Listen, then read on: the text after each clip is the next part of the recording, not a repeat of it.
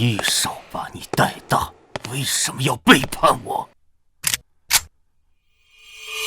你是养了我18年，可你杀了我父母和我姐，这笔仇我一直铭记在心。你怎么知道？结束了，若有来世，我希望能有一个幸福的家庭。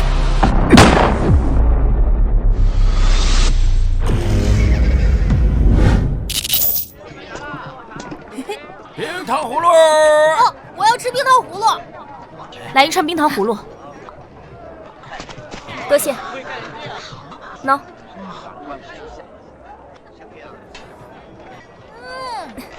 小明，糖葫芦好不好吃啊？姐姐买的什么都好吃，就你会哄我开心。没想到我临死前许的愿望竟然真的实现了，这一次我一定会守护好家人的。死人了！死人了！死人了！怎么了？哎，等等，哪里死人了？事儿啊？对啊。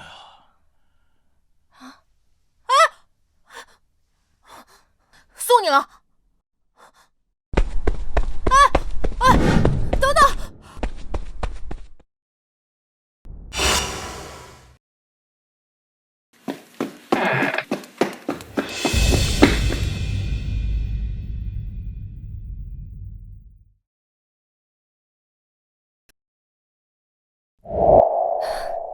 没气了。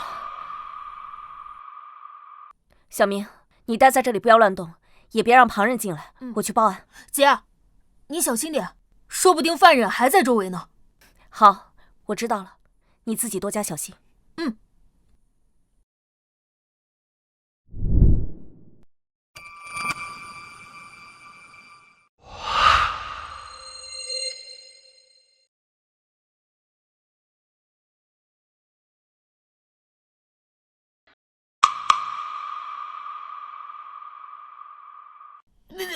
好臭！等等，气味怎么有点熟悉？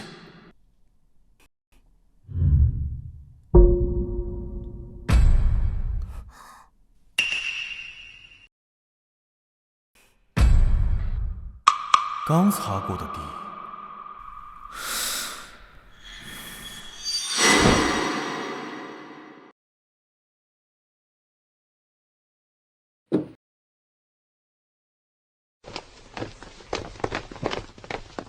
都头就在里面。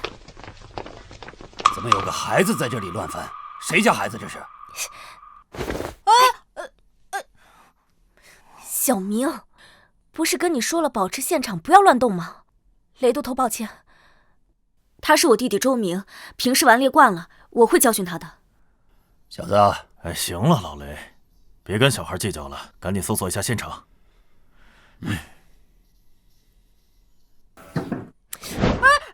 别打姐，我也是想帮你破案的。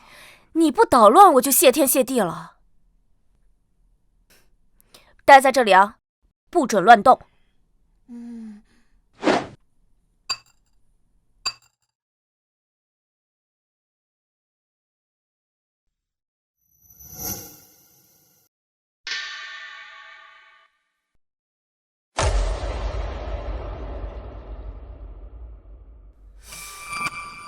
督头，死者身份已经确认，原是宜春楼的红官，名为晚霞。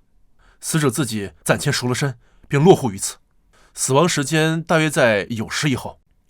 脖颈有很深的淤痕，但并未发现其他致命伤。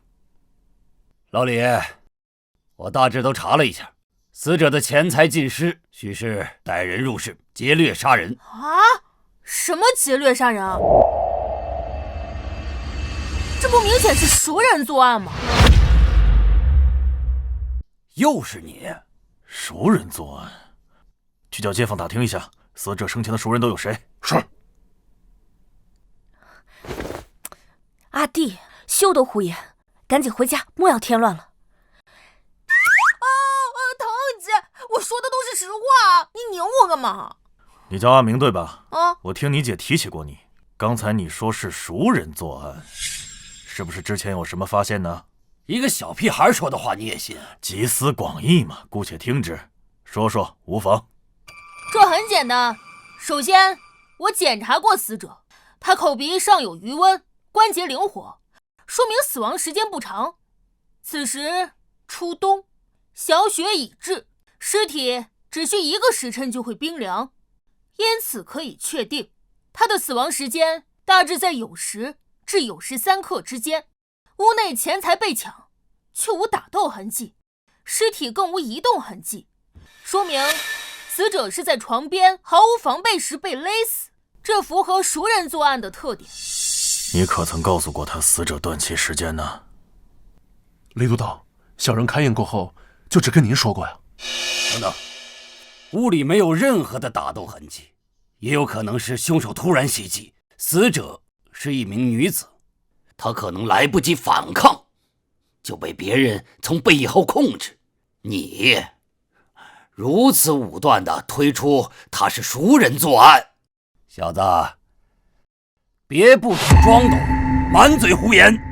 你说的也是一种可能，但很明显你忽略了一个最关键的地方，那里是死者平日里藏钱的一处隐蔽之所，我也是察觉到那里的布块被人动过才发现的。请问死者至今气绝不足1个时辰，假如是劫掠杀人，他怎么可能会在这么短的时间之内这么精确地找到藏钱的位置？我检查过其他地方，均未被动。假如凶手真是在寻找时瞎猫碰死耗子，恰好发现，那么多少也会动些其他的布块。由此可见，凶手早就知道那里藏了钱，而这等隐秘地方，一般熟人也不会知晓，必是极为亲密之人才行。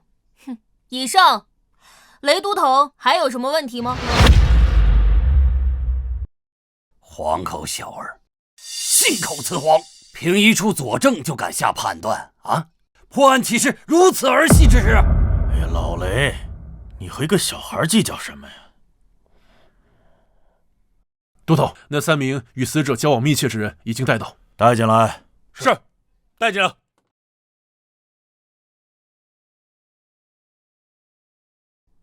几位，说说吧，你们最近见到晚霞姑娘是什么时候？今日酉时，有人在何处？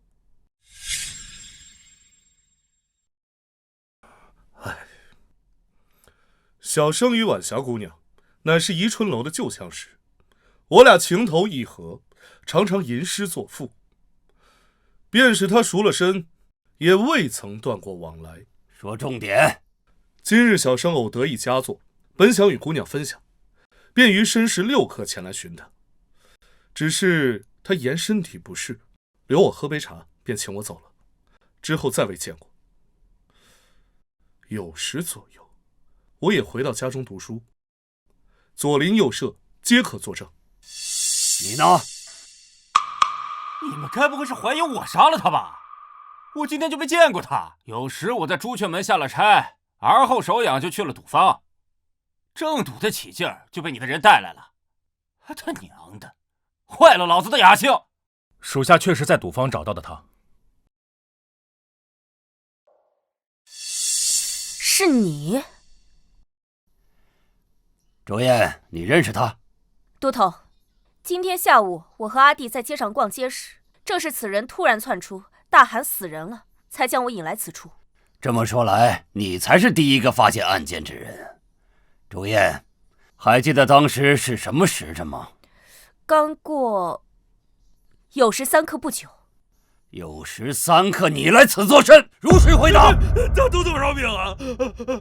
这不是我杀的，我什么都不知道啊！知道什么说？说，都头，我和晚霞也算是老相好了。今天一早，他给我送信，约好了酉时与他相约。我当时也没想什么呀，酉时3刻我便来赴约，但是晚霞，美人我来了，都等不及睡着了是吗？晚霞，晚霞，晚霞，死人了，死人了！小人当时都吓傻了，所以我一边跑一边乱喊，这才引来这位女捕头的注意。可是，都头大人，这晚霞姑娘真不是我杀的呀！都头，根据街坊们说，这个金老板与彩霞姑娘交游甚好，甚至还扬言要纳她为小妾。来呀，给我拿下！是，冤枉啊！大老爷，带回衙门。等等，不用浪费这个时间，他不是凶手。又是你这小儿，你说不是就不是，你以为你是谁啊？周燕，好好管管你弟弟。哎呀，我的小祖宗，你少说两句吧。我可不是乱说的，我有证据。证据？行，你现在就拿出证据来。你今天拿不出证据来，老子今天就治你姐一个管教纵容之罪。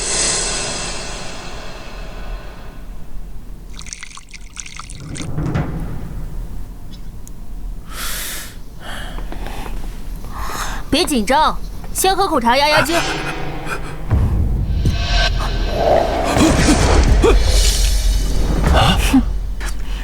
嘿，他是左撇子。左撇子怎么？终于意识到了吗？还不算太蠢。晚霞脖子上的勒痕是左深右浅，走势也呈左高右低的倾斜，很明显，凶手的惯用手是右手，而他……周小郎君，你是什么时候发现他是左撇子的？很简单，他进来的时候我就观察到了。他左手中指第一关节处茧子很厚，正常而言，只有常年握笔才会如此。而他的右手相同关节处，则光滑得多。以上足以确定，他平日里都在用左手写字。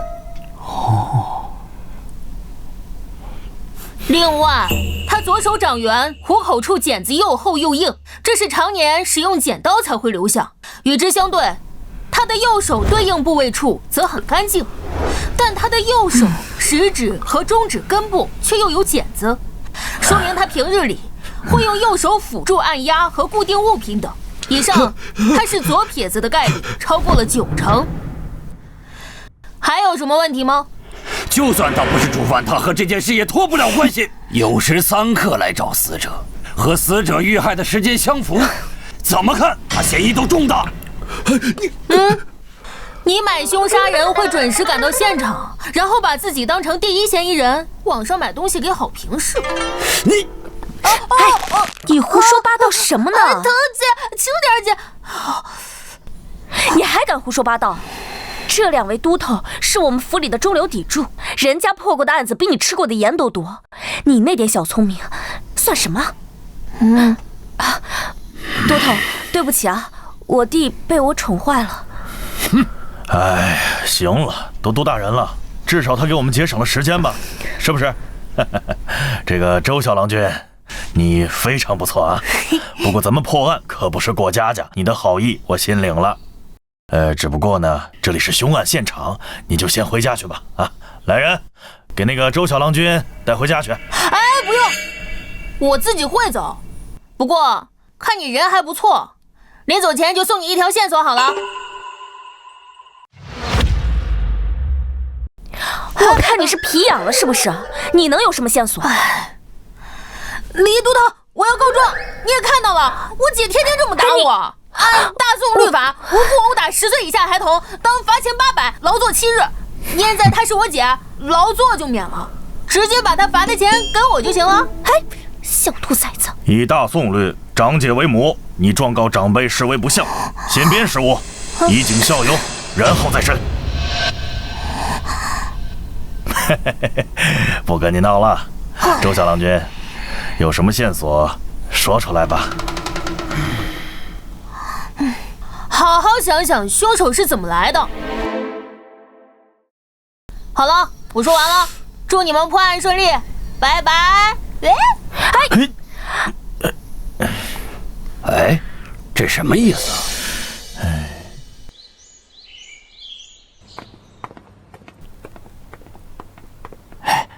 周小郎君，这里就是你姐的宫厅，她正与2个都头商议案件，你稍等片刻。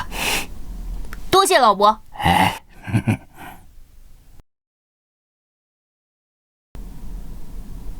啊？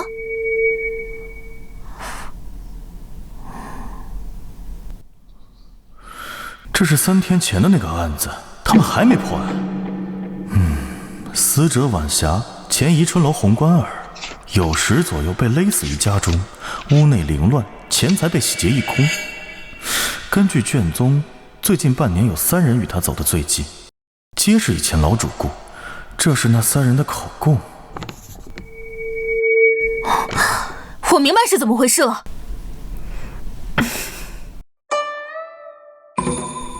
小明，你怎么在这儿？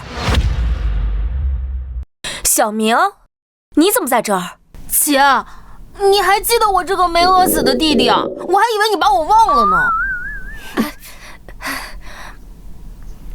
那不是府里最近太忙了吗？再说了，我不是给你留了米面吗？你觉得我会做饭？我下次注意。等等，你是不是翻看我卷宗了？臭小子，欠打是不是啊？哎呀，姐，我这不是看你3天没回来，怕你太累，想帮你破案吗？再说了，以前爹在的时候，他也经常拿卷宗回来看，我也没少偷看。那能一样吗？以前爹娘在的时候，凡事都有他们顶着。现在你不捣乱，我就谢天谢地了。哎呀，姐，知道这案子压力大，所以特意来帮你。离破案期限还有2天，没问题。你怎么知道府尹限定的期限啊？哎，简单，平日里命案虽重，却不会让捕快有家不能回。这次反常，压力定来自上官。我听闻，这任汴京府尹已任职5年，却一直未得升迁。加上半月前吏部侍郎告老还乡，他一定会生出想法。这个时候汴京府里发生命案，你说他急不急？至于5天，是我猜的。阿明，我发现你真的不一样了。我这是3年不明，1鸣惊人。说你胖，你还喘上了？那你这么厉害，你知道凶手是谁吗？哼，我当然知道。周燕，你让人找我们来说案情有新进展了，是怎么回事？关于这一点，还是让我来解释吧。周明，你怎么在这儿啊？我弟弟是来看我的。看你就看你，扯什么破案呢？这案子我已经破了。什么？可当真？不是，你真信这一个9岁小孩说的胡话呀？府尹大人给我们的时间就剩2天了，这个时候听听小郎君说什么也无妨嘛。咱们都破不了的案子，凭这小屁孩？我本来就是来帮我姐的，你们爱信不信。哼，小年纪口气还不小，我还就不信了。我们这些老吏破不了的案，你能破？那要是我真破了呢？真破了，老子随你处置。好啊，那你敢不敢和我打个赌？怕你不是好汉。哎，老雷，你和一个小孩，你赌什么赌？你别拉我，今天非杀下他的气焰不可。赌注是什么？要是我赢了，你从今往后在府衙里见到我姐就得客客气气的，她说什么你就听什么，不许犟嘴。我输了当你儿子都行。你输了呢？我怎么可能会输啊？小兔崽子你！好，我要是输了，我姐随你处置，这总行了吧？一言为定。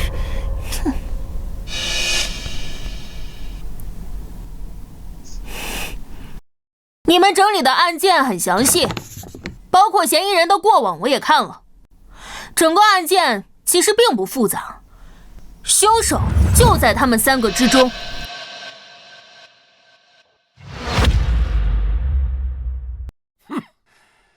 我还以为能有什么高论。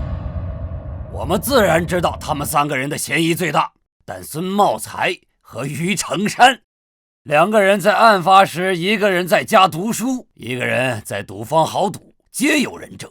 至于嫌疑最大的金世昌，之前不是被你亲自排除了嫌理吗？你们的断案思路错了。我那天说死者丢了不该丢的隐秘之财，你们愣是一个字都没听进去。什么意思啊？死者当天在家里等人。不是，谁告诉你的？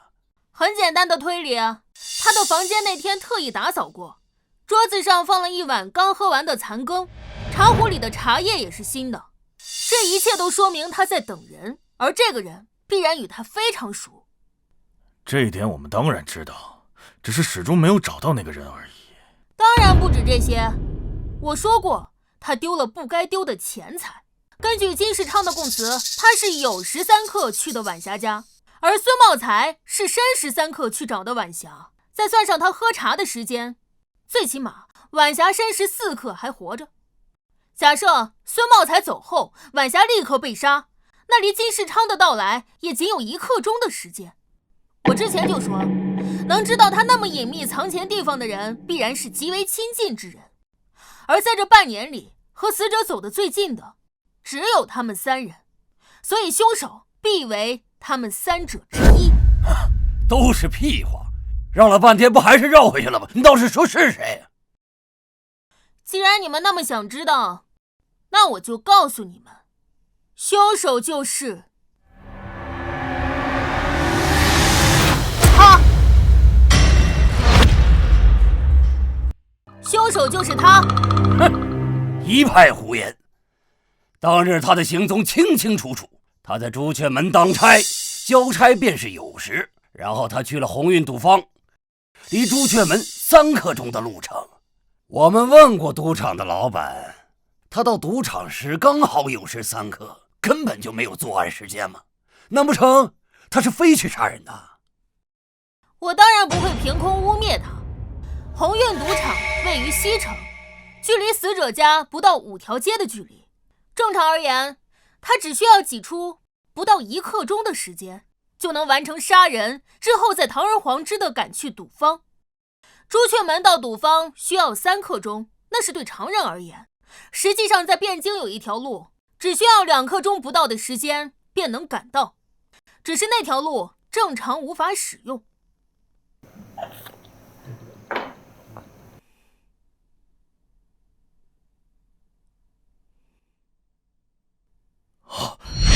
你说的可是汴河？不错，正常穿街过巷当然费时费力，不过走水路那就大不一样。而恰巧汴河是一条南北走势的河，只需要走水路就能刚好节省1刻钟的时间。这只是你的臆断，根本就没有证据。况且汴河只有在漕运时允许行船，现在如何能行走？谁告诉你他坐船了呢？汴河的水流并不湍急，如今虽是初冬，却未上冻，只需小心潜水就能掩人耳目。因此他到达死者家中的时候，必然全身湿透。我检查过案发现场，椅子上有潮湿的痕迹，地面上也刚刚被擦过，想必就是为了遮蔽滴落在地上的水渍。还有凶手和死者的关系，死者家中必然有凶手的备用衣物，所以他必然是蓄谋已久。到达死者家中的时候，没有任何犹豫，勒死对方，然后处理掉水渍，换上备用的衣物，赶去赌坊。前后时间正好对应，刚刚好把他摘了出去。你的这个想法太异想天开了。我问你啊，既然你说晚霞专门在家里等他，为什么又要让人请金世昌酉时过去？谁告诉你金世昌是晚霞请的？于成山早就知道金世昌与晚霞的关系，于是他就想嫁祸栽赃。根据金世昌的供词，晚霞并不是当面邀请了他，而是一封有晚霞笔记的信送到了他的布庄。很明显他被骗了。于成山在确认好作案时间，并邀请金世昌赶去晚霞家，而他到达的时候正好撞上刚死不久的晚霞，再加上2人本就有私情，到时候有嘴也说不清，案子一下就变成铁案。唉，可惜啊。于成山平日里并没有接触过他，不知道他是左撇子，要不然呢，这案子都已经结了3天，我姐也不用跟着你们在这受罪。你阴阳谁呢？还有什么问题吗？有，我再问你啊，如果这一切都是于成山计划好的，他为什么要去杀他的姘头？更别提他一个普通的小吏，怎么想到如此周密的计划？我几时说过于成山是普通人？他是北辽的细作。什么？阿明，你知道自己在说什么吗？不可能，那于成山是城门吏，他的户籍我们早就查验过了，他是泸州人士，12年前前来汴京投靠亲戚，泸州府那边户籍、年龄、时间都对得上，冒名顶替而已。那天在案发现场，于成山虽表现外表粗鄙，可他却站姿挺拔，走路时右手摆动极小，这是常年军武的特征。还有他走路时有轻微的外八，双腿罗圈虽不明显，但还是能观察得出，这起码是得有10年马背经历才会留下的。我可不记得咱们大宋泸州有这么一支骑兵。不是你，继续说。他的拇指关节下有一圈很明显的环，说明他常年戴扳指。还有他拇指指头肚处有一圈很厚的圆形茧，位置非常精确，说明他年幼时就开始练习弓箭。但是他来汴京的这10年里，痕迹还是未消退，说明这些年他私下里还在练习弓箭。你们说，一个军武出身、擅长骑射的精锐，来了汴京担任城门吏，甚至不愿荒废武功，你们说他想干什么？小郎君分析的确实有几分道理，可是你并无实据。这于成山毕竟是城门司的人，如果我们贸然抓人的话，仅以推论肯定是定不了罪。万一时间拖长，城门司前来要人的话，恐怕不好收拾。所以他是细作的事，你有几成把握？10成。好，那我就陪你赌一把。老雷，准备抓人。别冲动。小子，你分析的头头是道，但是有没有点那个实质性的证据啊？我们这样空口白牙的去抓人，事后要是有什么事儿的话，你姐也脱不了责任。我有2个实质性的证据。有证据你不早说？你给我机会说了吗？不是你，好，现在能说了吧？破案之道，万变不离其宗。想要定案，无非就是需要人证和物证罢了。这个案子想要人证，几乎是不可能了。但是物证，那就大不一样。你有物证？我们先简单回顾一下这个案子。3日前，于成山与晚霞约好见面。酉时，于成山交了朱雀门的差，利用汴河的暗流，在酉时1刻至酉时3刻之间赶去了晚霞家中。怎么弄成这样啊？快进来，喝杯热茶暖暖身子。之后，于成山被引到了屋内，坐在了椅子上，留下了水迹。于成山并没有多待，因为他知道金世昌可能随时都会来到。我去给你拿干衣服去。所以他就趁着晚霞帮他拿衣服的时间里勒死了他。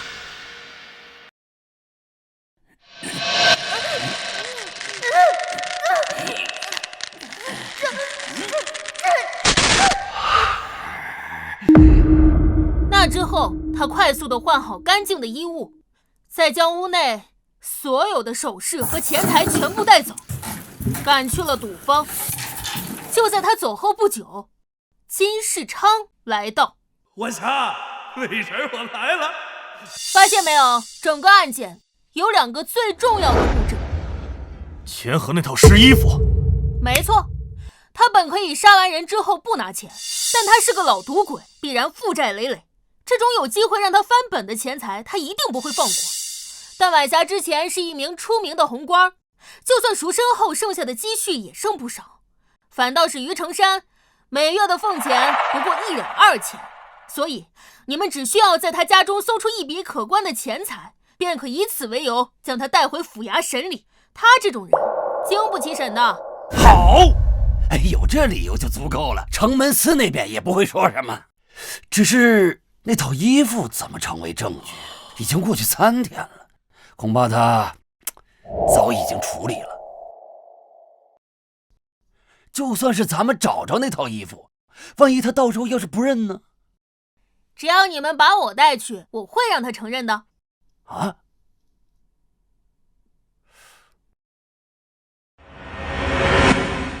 姐，你派人去晚霞家的水井处。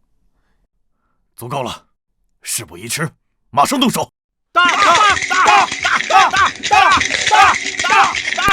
开！18点爆的，我又赢了！于哥，你今晚这手气真棒啊！嘿嘿，还行还行。这么晚了，是谁来了？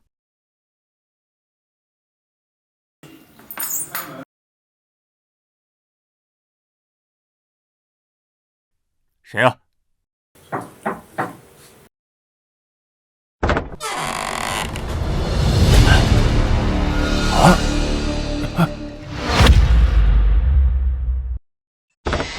是你！别动，把刀交出来！于兄，怎么回事？汴京府办案，统统别动！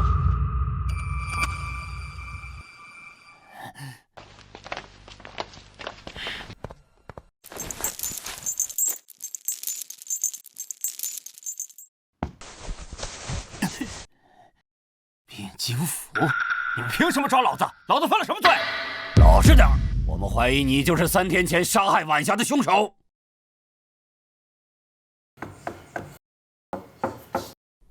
阿明，你干嘛呢？哎，找证据，说了你也不懂。臭小子！你们到底要干什么呀？3天前那婊子死和我有什么关系啊？我都告诉你们了，下了差之后，我直接去的赌坊，哪有时间去杀他？没错，于兄在我们城门司任职10年，他什么人，我们最清楚。你们汴京府的案子破不了，就栽赃到我们城门司头上，还要不要脸啊？闭嘴！我们来抓他，自然是有证据的。证据？证据在哪儿呢？倒是拿出来啊！我告诉你们，老子虽只是个城吏，但这些年认识的人脉也不少。今天要拿不出证据，我跟你们没完！都头，找到了。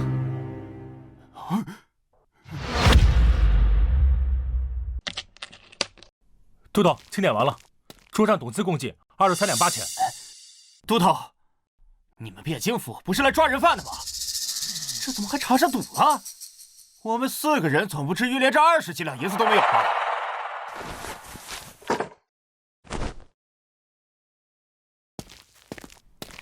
我检查完了，都是50两的大银，一共150两。哼，23两白银当然可以有，可是于成山，你每个月月俸1两2钱，这150两白银是从哪儿来的？你们汴京府没事干了，老子有钱也碍着你们了。骂谁呢你？再敢无言，小心你的皮！好得很。你们今天最好把老子弄死，不然等老子出来，定去敲御史台的明冤果。你爱去哪儿鸣冤去哪儿鸣冤，但你现在必须给我解释这些白银是从哪儿来的。好，那我就告诉你，上个月我们朱雀门失火，是我提前洞察，并邀众人救火，保住了库中诸多器械。因为有功，户部特批了150两作为赏赐。不信，我在场的同僚皆可为证。对，你们还有什么要问的？啊？没错，当时救火时，我就在这。事后还是我们上官亲自向朝廷禀报，请求的赏赐。你们汴京府可不能冤枉人啊！就算是朝廷赏赐的150两，像你这样的老赌鬼能存得住钱，早就输得一干二净了。这些钱肯定另有来路。哼，没有证据就开始凭空捏造是吧？是你？我想起来了，那天我得罪过你，你这是要公报私仇啊！你胡说八道什么呢？你少装蒜！那天晚上在朱雀门，你背着你弟弟求我开门，你敢说不是你？小叶，怎么回事？都头，是1个月前，我弟弟突然落水，晚上便发了高热。你也知道，我只有这一个弟弟，于是我便背着他去医馆求医，但他实在病得太严重，内城的医馆已经无能为力，只有外城的薛神医擅长此症。军爷，求求你让我们过去吧，我弟弟快撑不住了。宵禁之时，非有皇城司守御，任何人不得同行。我乃汴京府左军巡捕，并非带人。这位军爷，还请行个方便，来日定将厚礼相报。汴京府了不起啊，少在这套近乎，速速离去，否则连同你姐弟一同拿了。我想起来了，我就说这个女捕头眼熟呢。原来你就是那天叫门的人啊！汴京府是抓不到犯人来此公报私仇了吧？于兄，你放心，到了公堂，我定会全力为你作证。哼，多谢兄弟，这次洗刷了冤屈，我定摆下酒席，好好酬谢诸位。放心吧，于兄，公道自在人心，他们汴京府也不能凭空无人清白啊。家书是御史台监察，若是你们要公报私仇，我定要让家书踩你们一板。到时候别说他们2个小小的都头，就是那汴京府尹也是要吃不了兜着走。听见没有？快放了我们，否则我们非得把这件事闹大不可。没错，放人！放人！放人！放人！给老子闭嘴！哼，敢做不敢认啊！哼，弟兄们，咱们不用怕。哼，该害怕的呀，是他们。老实点。老李，现在怎么办？实在不行，把他强行押回府里先审了再说。只要撬开他的嘴，这事就好办了。撬不开怎么办啊？这里是京城，有多少双眼睛盯着我们这个案件？我们一旦出了差池的话，受罚的可不只是我们2个。这也不行，那也不行，现在怎么办？哎，周家那小子哪去了？怎么没有人影啊？在屋里。都什么时候了，把他救出来！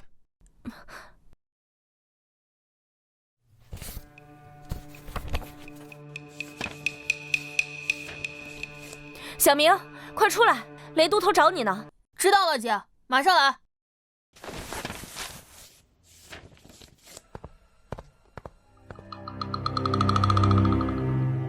他马上就来。大半夜的吵吵嚷嚷的干什么呢？不知道宵禁吗？刑部的王恒，他怎么来了？王都司，在下汴京府李文广，今日在此捉拿嫌犯，稍后便回府衙。哦，原来是汴京府的同僚在此办案啊，失礼了啊！不知是何案件，竟要深夜拿人呢？王都司，救命啊！救命啊！小人是冤枉的。汴京府破不了案，就要拿我顶罪，他们根本就没有证据。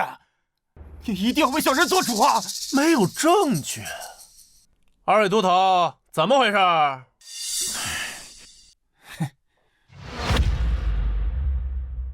啊，都司，此人与3日前的杀人凶案有密切的关联，嫌疑巨大。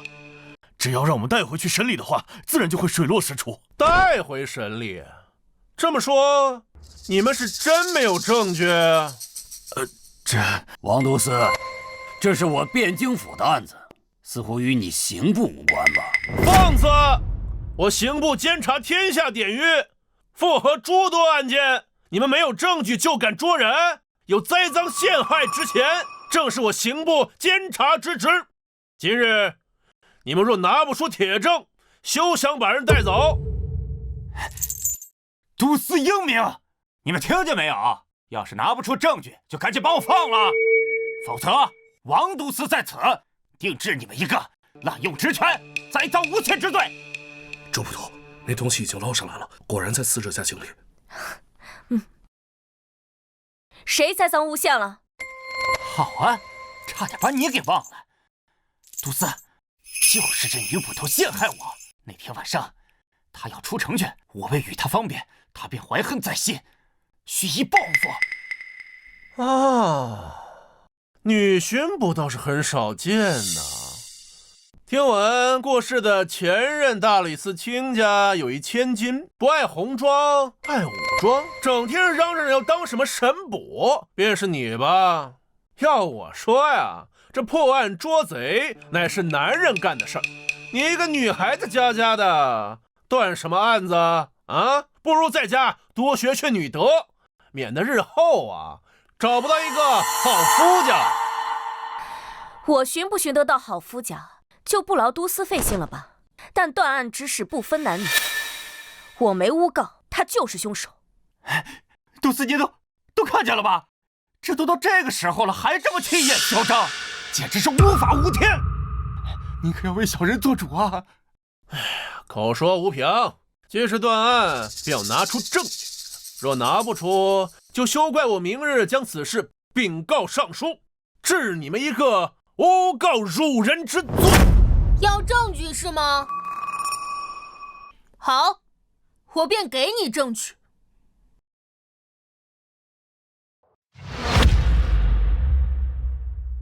哎，你小子从哪儿冒出来的？杜斯，他就是这女捕头的弟弟。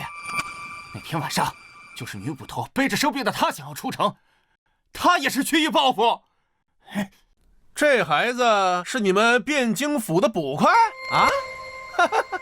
这是天大的笑话呀！啊，你们一群老巡捕听信一个孩子的，汴京府的脸啊都被你们给丢尽了。你夫人知道你养了外室吗？你胡说什么？你这荷包佩戴的位置很显眼，八成是正室所送。荷包异常精致，有金色细线，是蜀锦中的金线孔雀锦。此锦价值1000金，更是宫中贡品。你夫人定出身高门大户。你身上有很浓的胭脂味，说明你前不久还待在一个女人身边。于成山家在东城，而你夫人乃高门，大概率住在北城。我们来了不过1刻，你就算骑马也无法赶来。再加上朝廷再有明文，在职官员不得夜宿青楼。再考虑到你并未骑马，所以你养的外室离这只有1刻钟不到的步行距离。这案子本不在刑部管辖范围内，可你却能这么迅速地赶到。你收到了消息，你是他的上线？不对，以你的智商，不太可能。哦，那你就是受过他的贿。你右手上有老茧，但身为官吏，不是农工，所以你也好赌。你们是在赌局上认识的。够了，庶子，你给我等着！哼！哎，王督察，别走啊！王督察！哎，这小子嘴可真毒。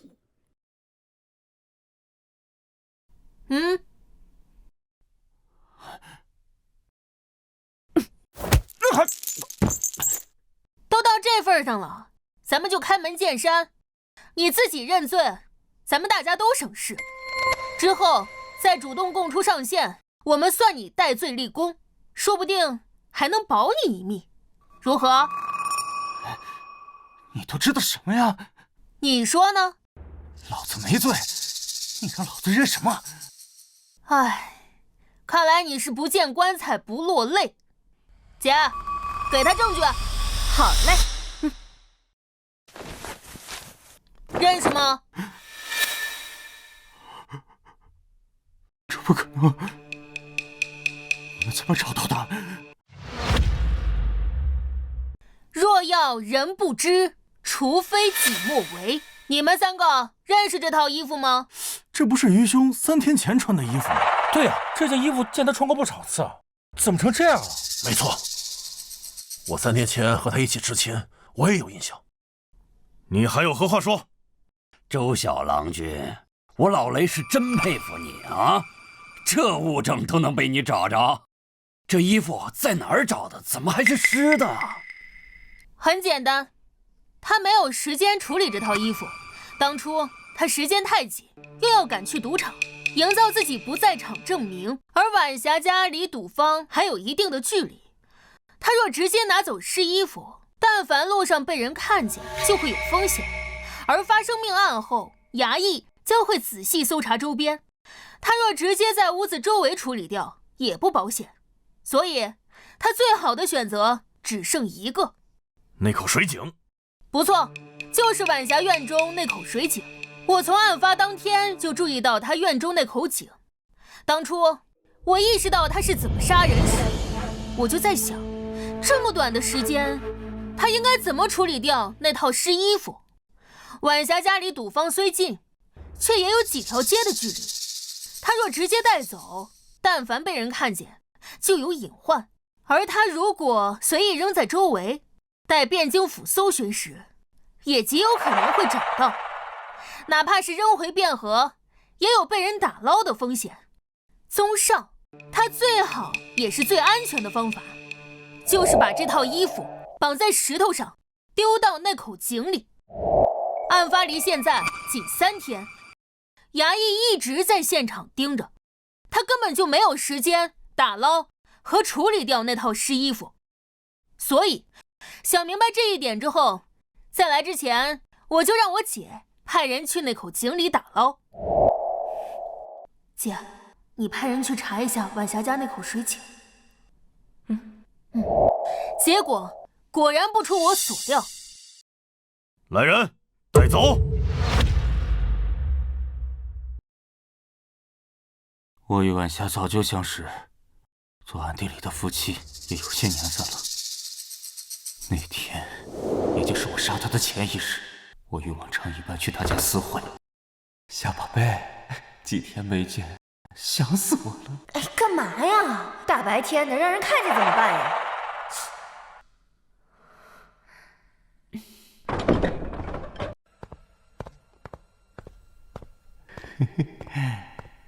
就咱俩这关系，还怕被人看见？别动我！你坐下，我有话要跟你说。那之后呢？他说了什么之后，你想杀了他？他就是个婊子，他该死！他之前明明说过了，赎身之后只想和我过日子，杀他都是便宜他了。这里是汴京府，仔细招来。好，我说，有什么话不能到床上说去啊？我不想再这个样子了。你什么意思？一尺布庄的金老板答应娶我过门，日子我们也已经谈好了。今儿咱们就把话说清楚，分了吧。金老板，一尺布庄的金世昌。你不是说赎身之后和所有人都断了联系，只与我做一对恩爱夫妻吗？我不这么说的话，你能对我死心塌地的？恩爱夫妻，那些骗人的鬼话你还真信？再说了，我跟了你3年，我提过多少次成亲之事，你可曾答应过我？我那是有不得已的苦衷。罢了，若你心意已决，那就随你吧。等等，你还想就这么一走了之？那你还想怎么样？这3年，你吃老娘的，喝老娘的，甚至连你的赌债都是老娘帮你还的。既然现在咱们要两清，你把这么多年我在你身上花的钱，你全部还给我，300两，1文都不能少。你是说他勒索你？对，人们都说无情戏子无义。哼，以前我还不相信，现在不得不信了。继续说。你疯了！我到哪去给你弄300两？那我不管，我警告你，你要是还不了我的话，我就上你们城门司去闹，闹得人尽皆知。到时候你城门立的位置也别想保住。你想干什么？300两不是小数目，我需要时间。这样，明日有时我下差以后过来，到时候把钱交给你。一言为定。那明天我在这儿等你。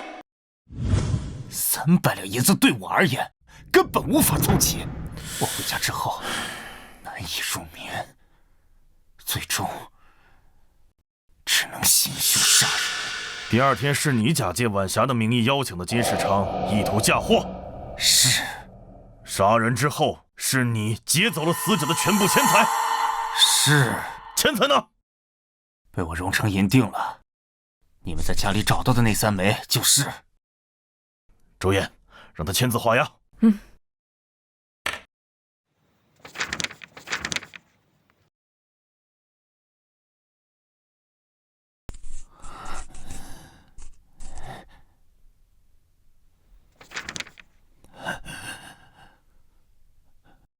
终于结束了。晚霞案的罪名你已经认了，那我们就聊聊别的罪名吧。辽国让你来我们这里的目的是什么？你的上线是谁？我不知道你在说什么。这时候了还冥顽不灵？诸位辛苦了。本官听说你们连夜抓住了3日前命案的真凶，特来一看，没有打扰到各位吧？他是谁？沈清，刑部仅次于尚书和侍郎的郎官，他怎么会来？哦，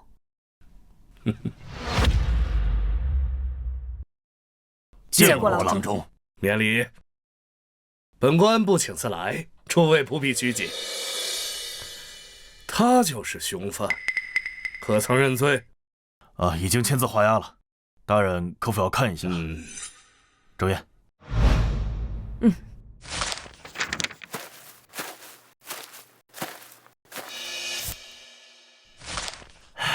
郎中，请。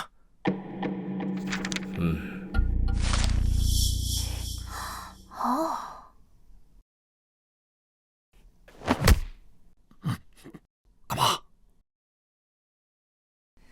快去。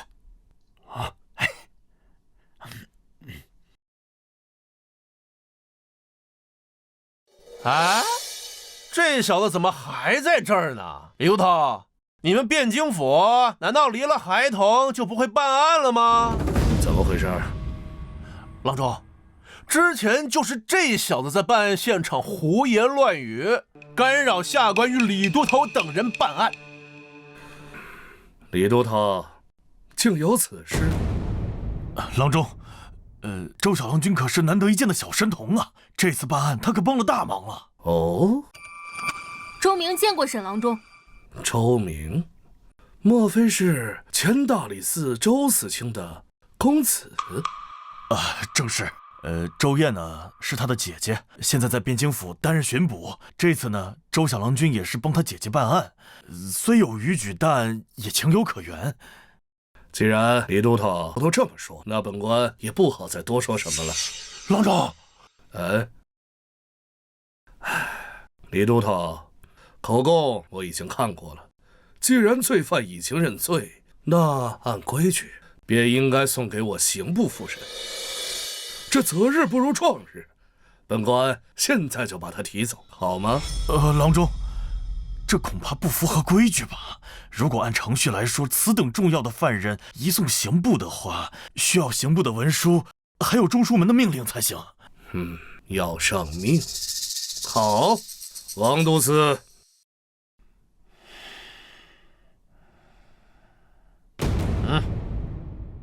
这是刑部文书，中书门下的命令，看清楚，人我可就带走了。王都司，把人带走。等等，你们不能带走他。为何？他是辽国细作，悬案未结，依宋律，当由汴京府审讯到底。辽国细作，可有证据？尚在审理当中。那就是没有证据。这捕风捉影的事，可做不得准呐。还是把人交给我们刑部吧。王都司，带人走。我说了，你们今天带不走他。李都头，你们汴京府就由着是一个孩童胡闹吗？周小郎君，你看这人不能给他。好，好得很呐，李都头。这刑部和中书门下的文书我已经给你。之前我顾及你们汴京府的面子，一忍再忍。若这孩子还是不知好歹，阻扰公务，休怪本官翻脸无情了。是谁将沈兄气成这样啊？陆兄，些许小事，没想到把陆兄也惊扰来了，罪过罪过了。沈兄此言差矣啊，公事无小事，还是与沈兄交接好。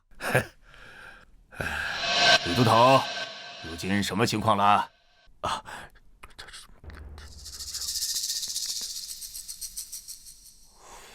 胡闹！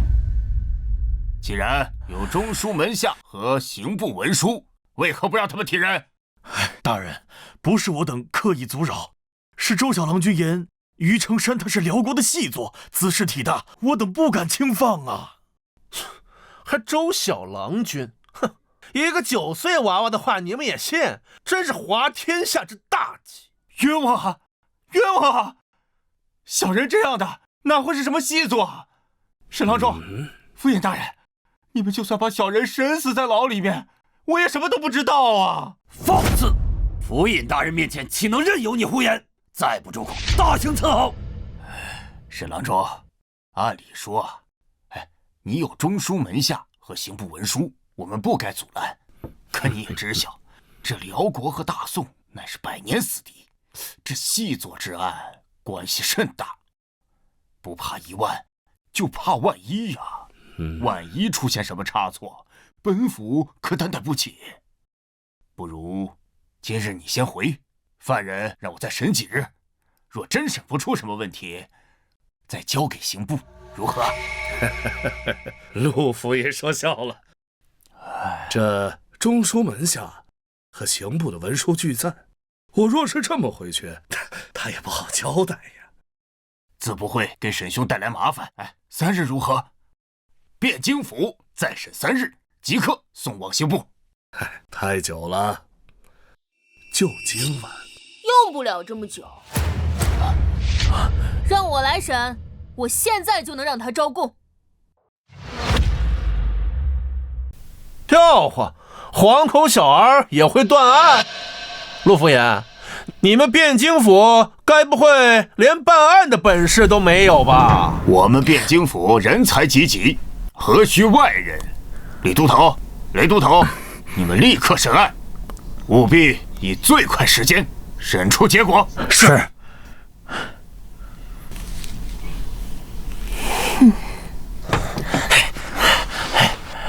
朗正坐。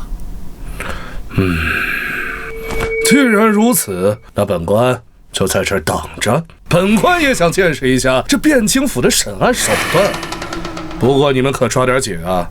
这在天亮时若审不出个证据，那我可就要将人带走了。哼，开始吧。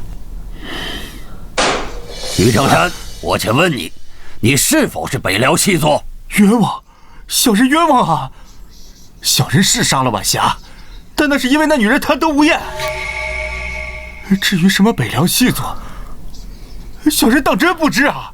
我问你，你拇指上弓箭极厚，非经年累月的老射手不可能有，而且拇指上带扳指明显，以上皆说明你非但早年善射，而近年也常常晚弓，你作何解释？说，村里生活不易，早年间我随猎户进山学了弓箭，至于到了汴京，我虽在城门司，但也有进取之心，因此私下里一直练功，希望有朝一日能通过皇城司的考核。都头，若这都是细作的证据，那整个汴京岂不是遍地都是细作？你的这双罗圈腿，这分明是常年骑马所致，这又是怎么回事？山中猎物需到城中售卖，早年间我常骑驴往返，这才裸腿。这继续审啊！有什么疑点，通通全问出来啊！要不行就上刑。我可是听说这汴京府的刑具是独树一帜，比我们刑部可强多了。顺便提醒你们一句，这离天亮也没多远了。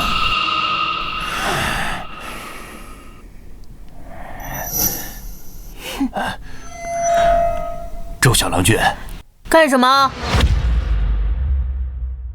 小郎君真能让这厮认罪吗？你不信，瞎问什么？好，我愿立军令状，我若审不出来，就把我姐赶出汴京府。小明，行吧。那倒不必。我说完了，该你了。我？对啊，我若审不出来，甘愿受罚。但我若要是审出来了，那是不是也该有赏呢？不过我年纪还小，要赏赐也没什么用。如果我审出来了，就直接把功劳算在我姐头上。好，既然你那么有信心，那我们就一言为定。陆兄，你不会真的相信这孩子能审出什么来吧？沈郎中此言差矣。自古以来，年少成名者不在少数。甘罗12拜相，项佗7岁为圣人师，曹冲6岁称相，便是本朝亦有燕相14高中。我观周小郎君亦有此相。人皆言陆府爷豁达从容，今夜深谈，才发现这陆府爷也深谙自我安慰之道。夜深了，陆兄回家的时候要好好补觉，兴许梦中能和甘罗项佗一见。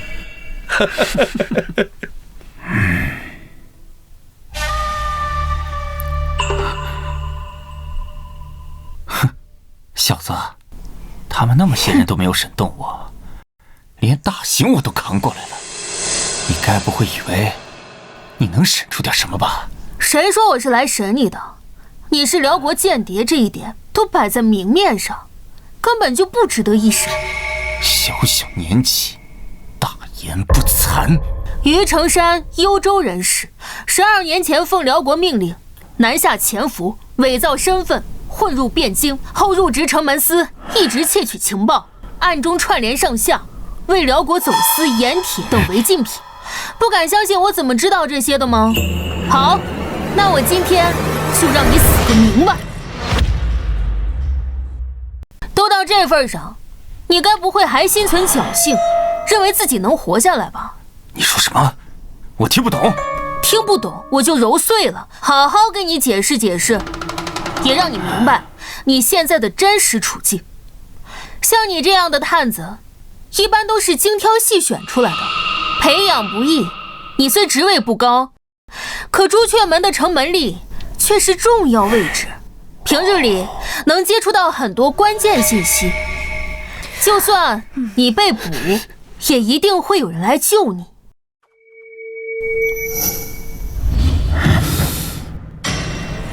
你看我干什么？我又没说你，你紧张个什么劲儿？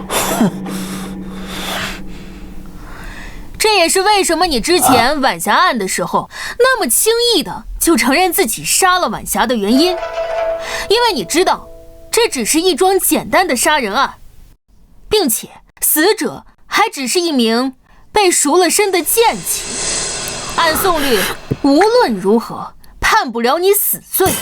再加上你身份特殊，只要细作身份没有暴露，这案子对你的上限来说不值一提，甚至还有100种方法给你减轻罪名。你说对吧，沈郎中？小子，你少在这血口喷人，我根本就不认识他。污蔑朝廷4品大员，你知道是什么罪吗？沈郎中别激动，我知道你不是他的上司，你只不过是也盯上了吏部侍郎的位置而已，并且收到了中书门下的命令，前来与陆府尹抢功罢了。陆兄，你不要听那个庶子胡说，我绝无此意啊。我刚才说的只是你的重要性。沈郎中和王恒他们的确是来了，但是是不是来救你，就是两说了。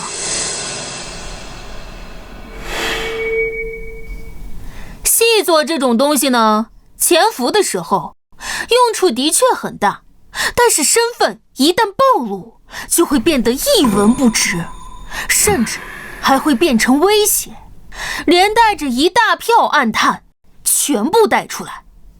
之前你牵扯到晚霞案的时候，并没有人怀疑到你细作的身份，他们还有可能会尝试着拉你一把，但是你现在细作身份已经被怀疑，你我都很清楚，你根本经不起查。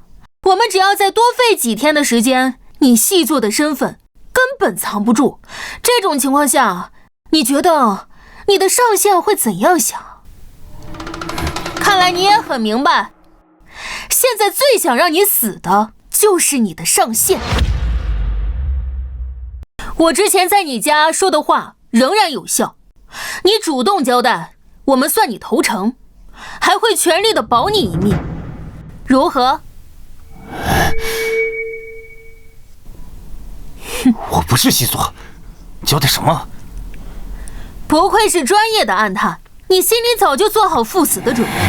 你这种人替辽国死，唉，可惜。哼，庶子，你口口声声称他之为辽谍，可是他自始至终他都没有承认过，难不成就凭你一张空口就要定罪？唉，夏虫不可语冰。你说什么？我刚才就说过，他是辽谍这件事都已经摆在明面上了，居然还有蠢货不懂，那我就勉强再来解释一下。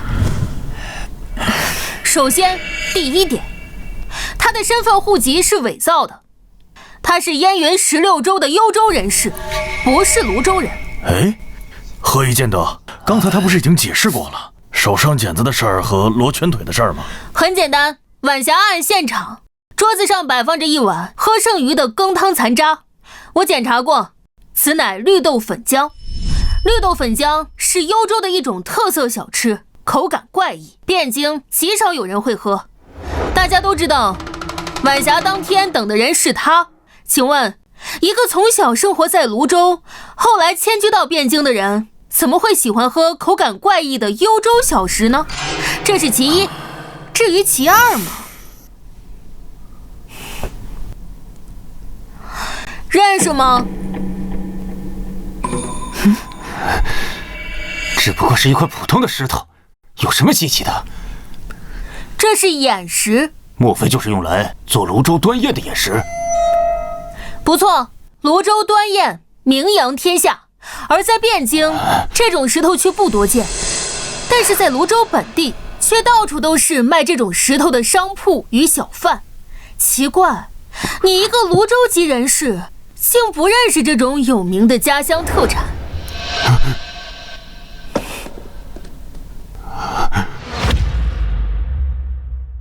基于这两点，你就不可能是泸州户籍，再加上你手上的茧子和常年骑马的痕迹，于成山，你还想狡辩你出身泸州？我承认，我在籍贯上撒了谎，但我不是细作，我是幽云的汉人，只是受不了辽人的压迫，这才难逃，但又怕引起宋人的怀疑，这才伪造了户籍。但我真的不是细作呀！你不觉得你说的话很可笑吗？伪造户籍，在大宋伪造户籍，特别是迁到汴京来的户籍，你知道有多难吗？上上下下要打点多少关系，经过多少衙门，就凭你一个逃难来的普通人？我不是细作，我什么都不知道。夫人，到现在这小子还冥顽不灵，动大刑吧。不必，我会让他开口的。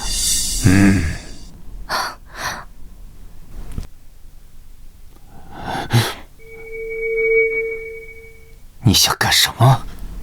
我想干什么？我想救你，蠢货！我说你替那些辽人去死，不值得。你以为我是在安慰你？我是真这么想的。你是幽州汉人，这些年一定不好过吧？幽云16州是我汉故地，被北辽霸占了近100年，他们从不把你当同胞，他们欺压你，奴役你，无论你们多努力，多么拼命，都始终不可能真正的融入他们。为了这些辽人去死，你真的甘心吗？别说了，我什么都不知道，我什么都不会说的。杀了我，快杀了我！你这样的反应，说明你并不把辽国当归属，一心求死。你有妻女。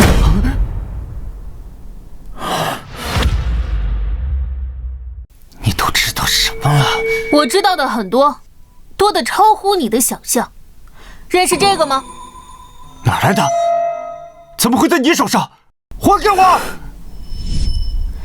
我从你屋里找到的，在你枕头底下。是你女儿送给你的？这福袋的用料并不好，只有中间用了红布，说明你家里并不殷实。这福袋里面放了5根桃木，是用来祈福转运的。福袋有好几处磨损，里面的木头也已经腐烂了，这说明有些年头了，并且被你常年握在手中。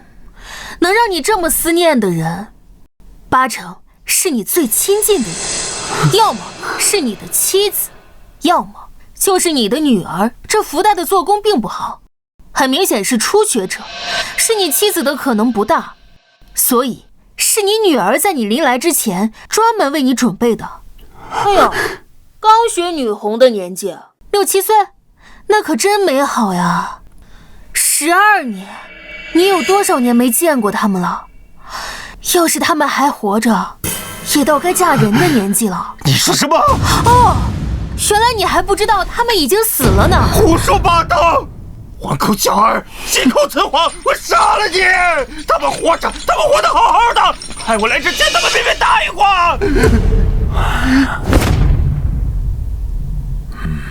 这么说，你承认你是被派来的了？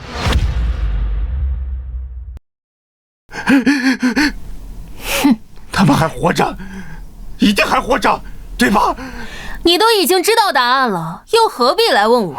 你比我更清楚那群辽人的德行。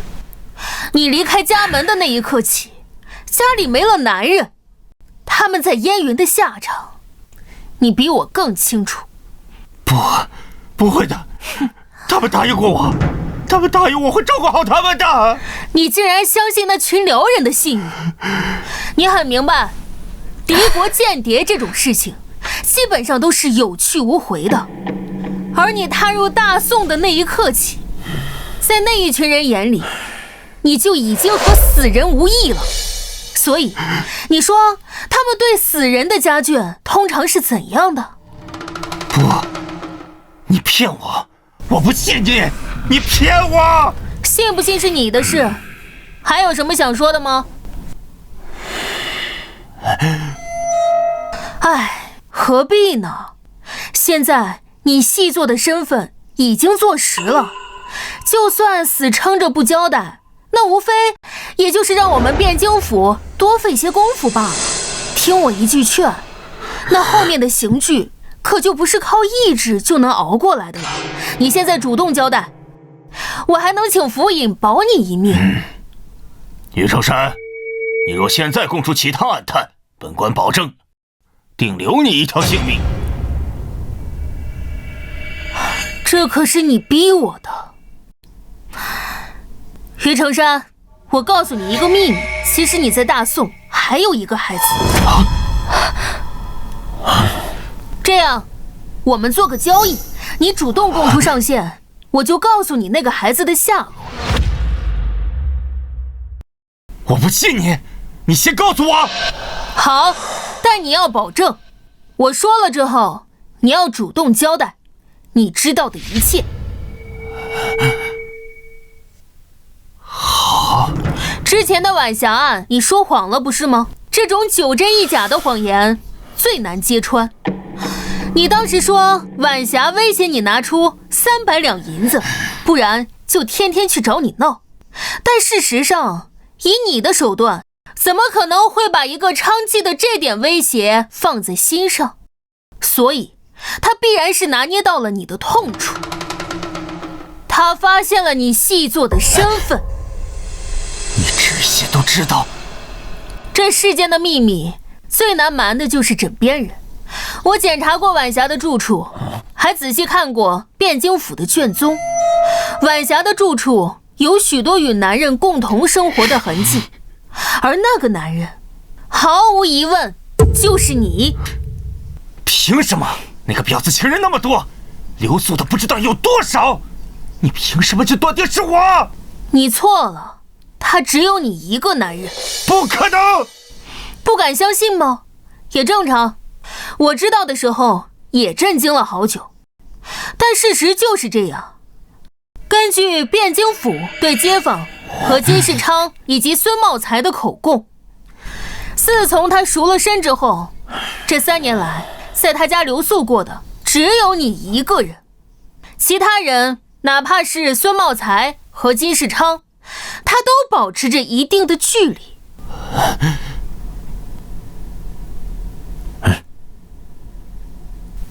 不可能，这不可能！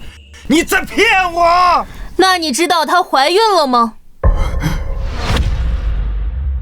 你这种细作，哪怕内心再强大，本质上也是孤独的，因为你们每天生活的环境、接触的所有人都要小心翼翼，时刻防备着。也因此，你们内心深处所渴望的是与家人的温馨。根据你之前的口供，这3年里，你对他多少也是有感情的，他也是的。甚至在这3年里，他曾不止一次的向你提出过成亲，但都被你拒绝了。他本来已经想放弃了，但直到发现怀了你的孩子，后面的事，你比我更清楚。不可能！他说那些绝情的话，还逼我拿出300两银子，还说要嫁给金世昌，还说要跟我断绝关系。他找你要钱，是因为你又拒绝了他。他怀了你的孩子，若不找你要钱，怎样抚养腹中的孩子长大？金世昌确实向他提出过成亲，但根据他的口供，他亲口拒绝了他。他做的这一切，都是因为他怀了你的孩子，而你却亲手杀了他。你今晚是夜柴，我包了些炊饼，都是你喜欢吃的豆沙馅。当家的下差累了吧？来烫烫脚。我呀，还给你温了你最爱喝的烧酒，还给你炒了2个小菜。我或许会骗人，但尸检不会。在案发当天仵作在死者腹中发现了一名胎儿，只有3个月大，是你的孩子。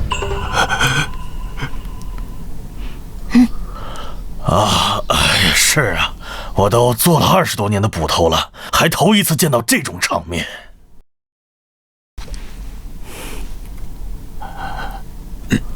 我怎么不知道时间？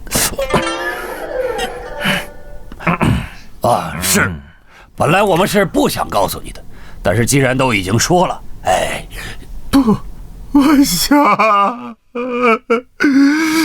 该死！我都干了什么？我不配活着！杀了我！你们快杀了我！按照之前的约定，该交代了吧？我说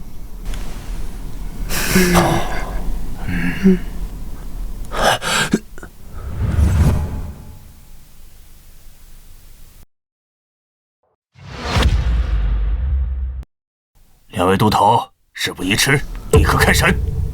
是。你既然愿意交代，便从实招来，说你是受何人指派来我大宋，任务为何？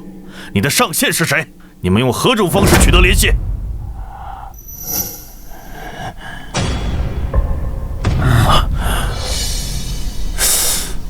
你看我做甚？2位都头啊，切莫听信这厮胡乱攀咬啊！王都司，他还什么都没说呢，你慌什么？于成山，看你这副派头，莫不是想说王毒死是你的同党？他不是，但是他收受了我的贿赂，提供了很多方便给我。逆贼，安敢血口喷人！对不住了，王大人，来人，拿下！郎中，我冤枉啊！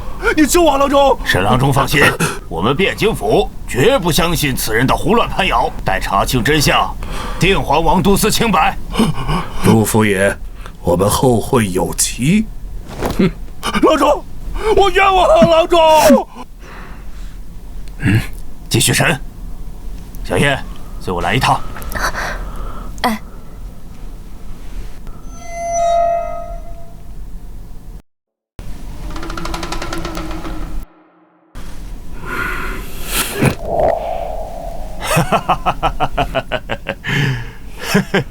周小郎君，此次你可是首功，本官要好好赏你。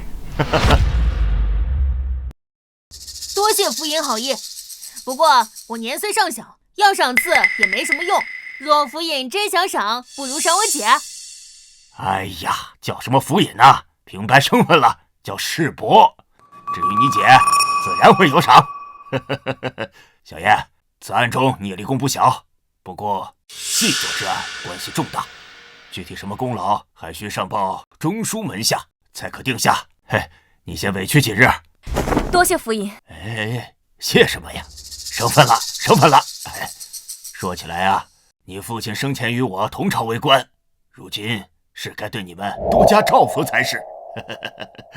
小叶啊，这几日你为这个案子奔波辛劳，不过本官接下来也有几日清闲，不如让你们休沐几日，一同前往城外的庄园玩上几日，顺便散心，你们意下如何呀？府尹好意，我和我姐既是府尹的好意，我们自不好拒绝。不知何时前往？哎，不过今日天气确实晚了，我还有些公务要交接，你们先回去歇2日，待2日后我派马车过来接你们。哎呀，我老了，已经熬不住了，我要先回去睡了啊。世伯慢走。哎呀，终于结束了，可累死我了。姐，我们好不容易有休沐，为什么要答应府尹去他的园子？我看那个府尹虽表面清正，但他印堂狭窄，有阴晦之相，不像好人。不可胡说，府尹官威极好，且对我有恩。若不是他力排众议，我这女子之身也当不上这汴京府的捕快。以后啊，不可胡说了。哦，那我不说他了。哎呀，累死了，我们赶紧回家吧。不过阿明，我竟没在尸检文书上看到晚霞怀孕了，还好你细心。不过这于成山也太坏了，自己的孩子都下手了。哎，姐，我骗他的，你还真信？不是，那你说晚霞对他一片真心也是？没错，他那个时候心态已经快崩了，我只能想办法添一把火了。还好他心已经乱了。其实我这番说辞漏洞很大，但凡是正常人都听得出来。嘿，臭小子，暗示谁呢？姐，我不是说你啊。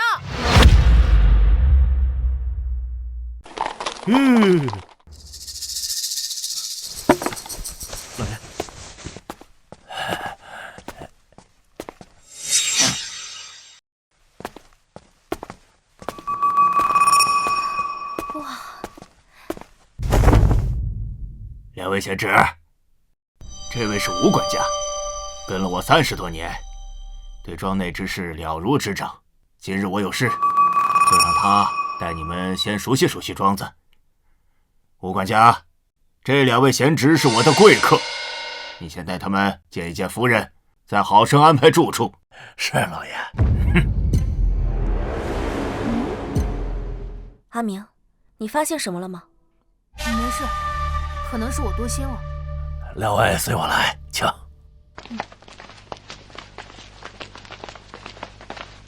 这庄子本是老爷的游玩之所，每月只有休沐时会来几次，日常都是柳夫人负责打理。这边，吴管家，您怎么了？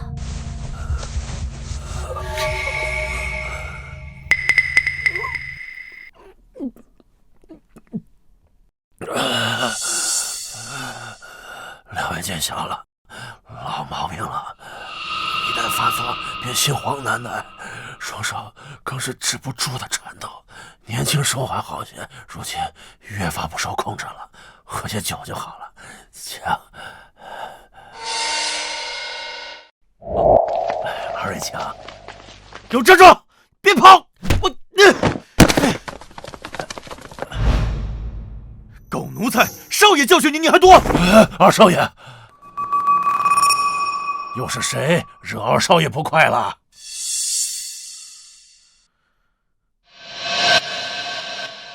还不是这个狗奴才！算了，不说了。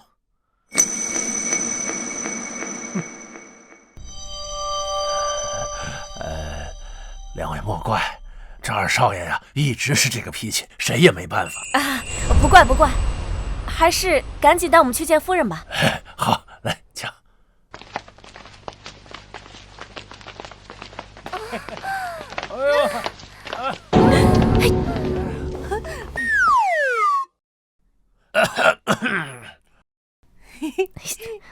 夫人，我的客人来拜见您了。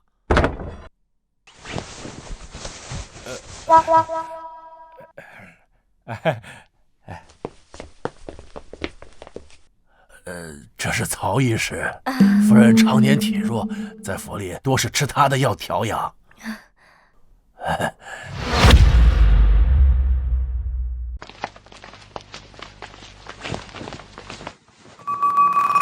两位便是周侄女和周贤侄吧？夫君之前与我提过你们，对二位可是赞不绝口呢。夫人客气了，属下在汴京府任职，这些年承蒙府尹大人照顾。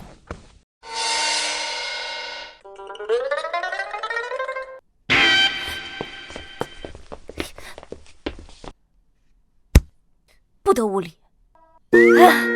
夫人，小弟顽劣惯了，您莫要见怪。令弟是活泼好动的年龄，我又怎么会见怪？吴管家，为二位准备客房，好生招待。是，两位请随我来。逆子，你给老子滚！老子没你这个儿子！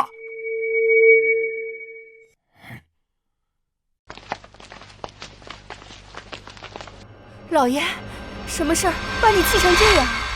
能有谁？就这个孽障，气死我了！哼！老爷，都是一家人，有啥话慢慢说啊。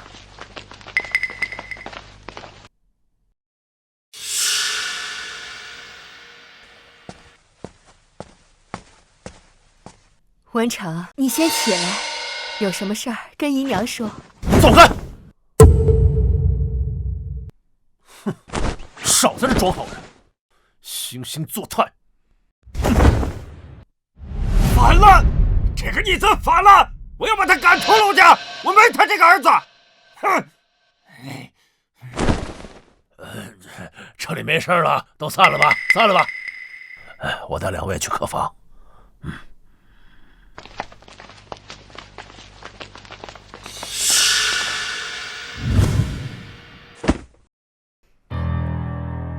阿明，我怎么感觉这趟不该了？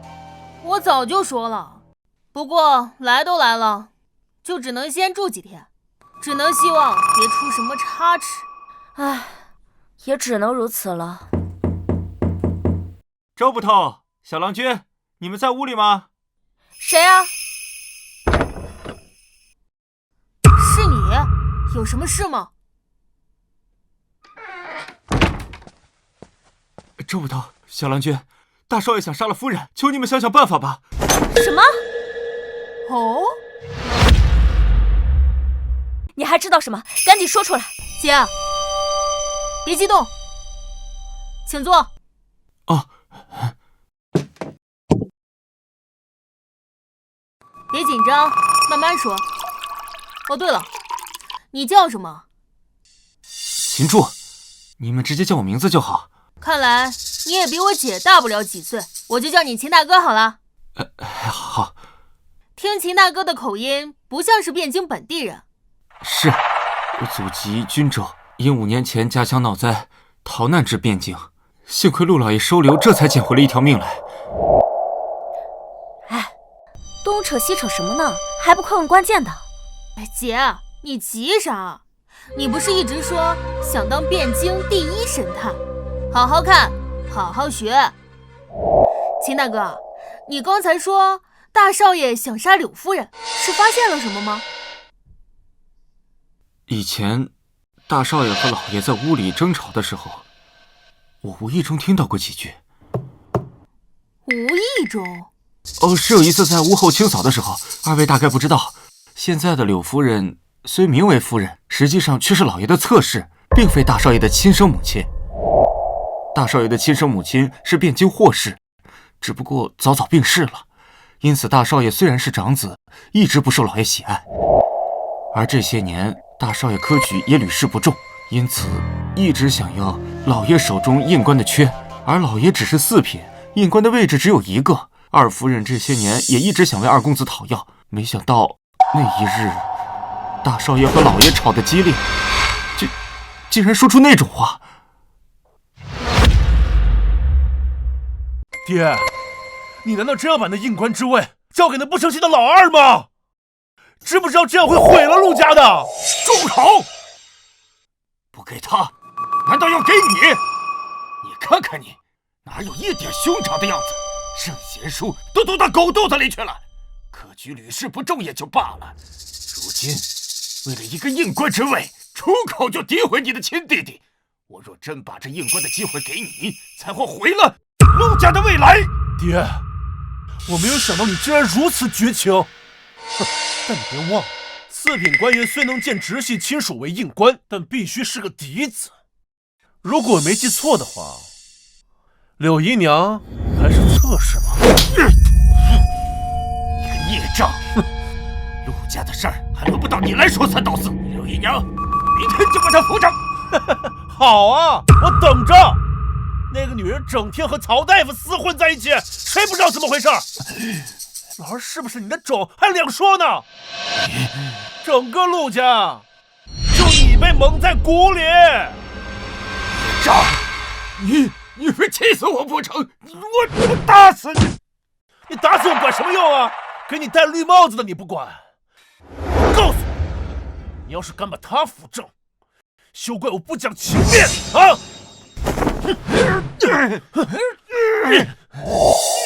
所以你认为不留情面就是下毒手的意思？是的，周小郎君，我来陆家5年，多少了解些内幕。当初老爷娶柳夫人的时候，霍夫人还在，只不过后来柳夫人受宠，霍夫人才郁郁寡欢。后来那些年啊，患了重病，才撒手人寰。因此，大少爷一直认为是柳夫人害死了霍夫人，双方关系一直不好。我明白了。最后一个问题，你为什么要把这件事告诉我们？是这样，前几日我听老爷提起过小郎君和周捕头的威名，在汴京破获了一桩大案，更对小郎君赞不绝口。因此，我觉得如果是小郎君你们的话，或许能阻止些什么。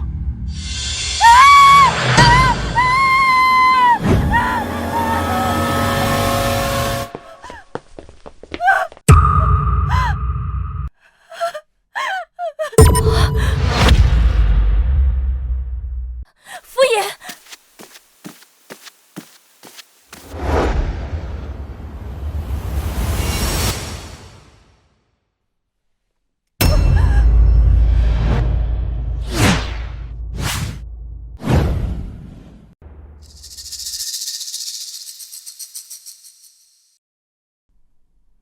怎么回事？福音死了。什么？爹，你干什么？福音已经死了，你进来也做不了什么。如果你不想在现场留下不利于自己的证据，最好别跨过这道门。姐，你会骑马，你现在以最快的速度赶去汴京府报案。至于你们，在汴京府的人来之前，谁也不许进入现场。小子，我是府尹之子，凭你也敢指挥我？府尹之子，请问你现居何职？位列几品？我姐乃府尹生前亲封的汴京府军巡捕。如今这里发生命案，依大宋律，一切都得以我姐为主。你一介白衣，还想造反不成？好大的胆子！娘，五儿，一切听周小郎君的。哼！阿明，你保护好现场，我马上找人回来。嗯。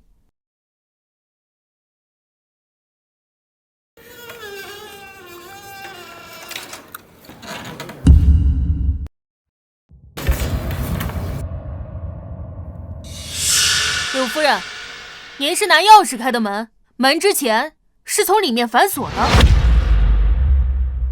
是，今日大郎和老爷争吵后，老爷便一人在房里待着不出来，我担心他便来看看，却发现门从里面锁上了，我这才拿钥匙过来开门。却不想，娘，放心，这还有我呢。在汴京府的人来之前，我有一些问题想问一下诸位。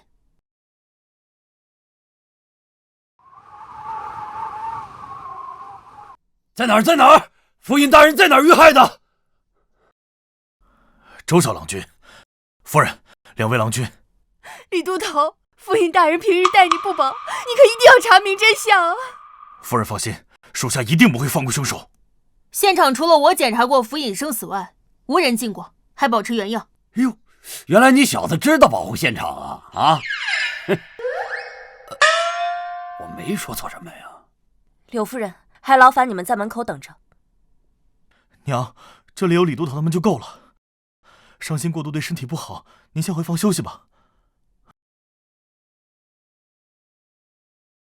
大郎，我们先回去吧。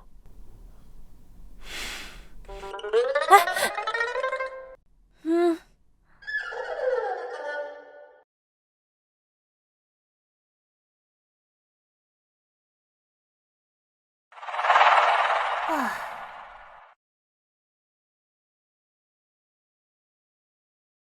我初步勘察过了，房门从内反锁，是柳夫人拿钥匙开的门，而那里是房间内唯一一扇窗户，也是从内关死，这就很有意思了。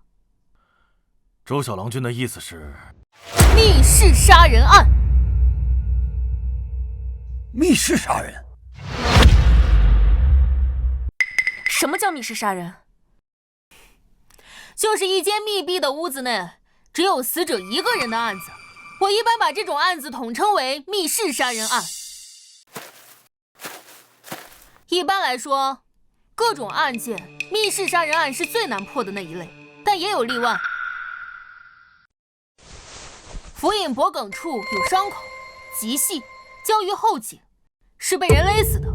凶器是一种极细的线。极细的线，那是什么？琴弦、风筝线、弓弦、千锤百炼的铁线，这些都有可能。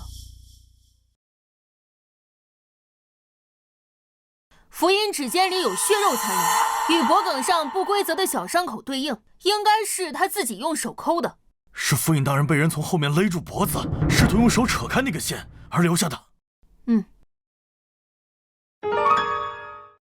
看这种情况，府尹应该是坐在这里读书的时候，被人突然从背后勒住了脖子。府尹身体留有余温，说明死亡时间不会太久，可能不超过半个时辰。屋内范围不大，能藏人的地方几乎没有。府尹身后的书架无法藏人，凶手无论是从哪里出来，都无法躲过府尹的视线。又是熟人作案？大概率是的，而且不是简单的熟人作案，凶手就在庄园内。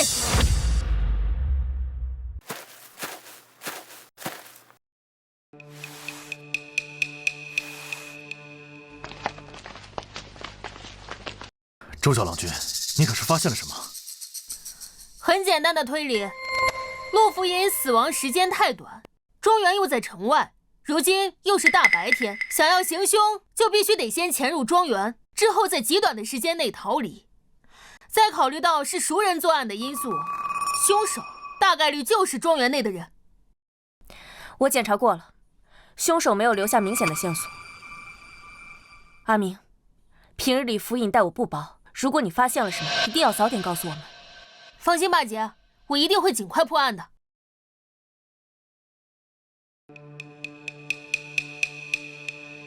周小郎君，吕都头有话想说。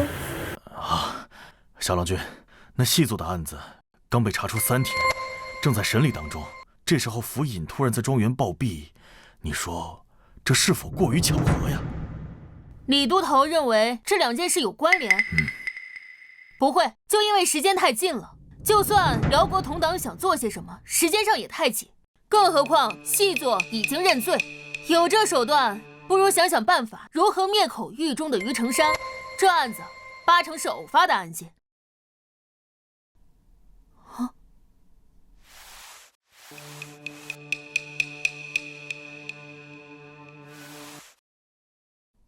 哎，上面有血，是凶手留下的。凶手是杀完人之后从窗子逃走了，可这窗子分明是从内部反锁的呀。原来如此，我明白了。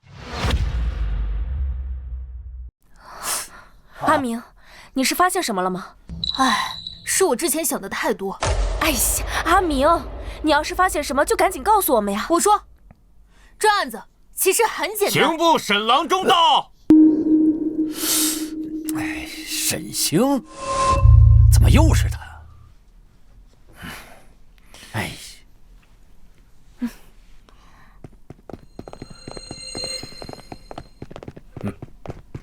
还真是巧啊，咱们又见面了。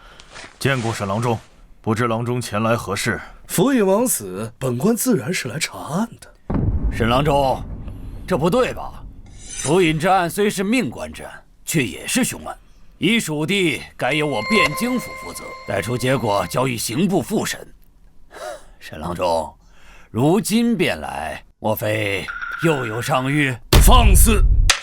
本官乃刑部郎中，朝廷正四品官员。你一个连品都没有的都头，竟敢与我这般说话！郎中此言差矣。雷都头虽只是汴京捕吏，但依宋律，汴京境内的命案都由他来负责。沈郎中虽位高，却无权过问此案。难不成沈郎中比宋律更大？在我们大宋境内，自然一切依宋律行事。但你说我无权过问此案，却也不见得。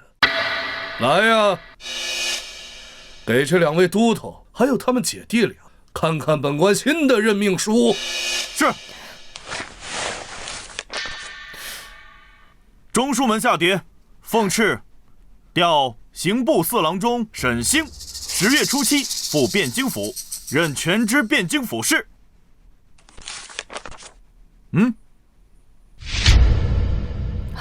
这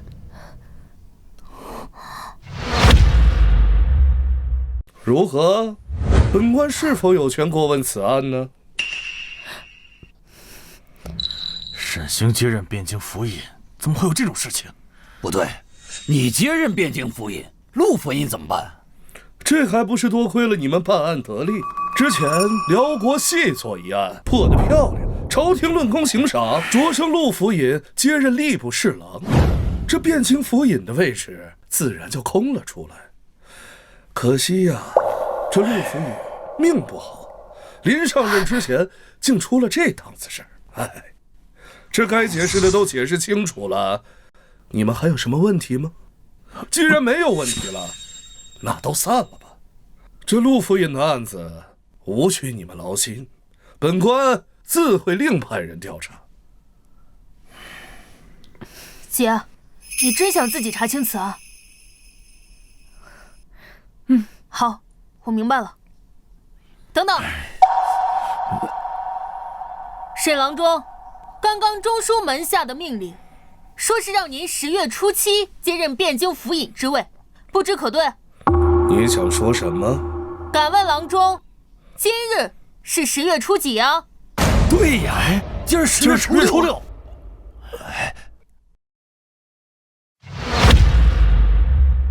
今儿10月初6了。也就是说，按中书门下的命令，沈郎中明日才是汴京府尹。小子，你当真闹得如此难堪吗？可别忘了，你姐今后可还是在汴京任职。陆府尹与我有恩，今日遇害，若是抓不到真凶，我万难心安，还请郎中成全。好得很。你的意思是说，这个案子要由本官来查，便查不出真凶，无法给陆府尹一个公道吗？我不是这个意思。你最好不是。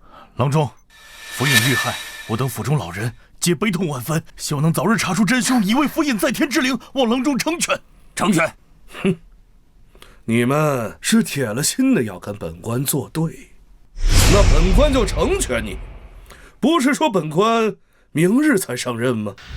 好，那本官就给你们1天时间，本日内你们若破了此案便罢，若不然，明日本官就治你们一个办案不力之罪，都给我等着办！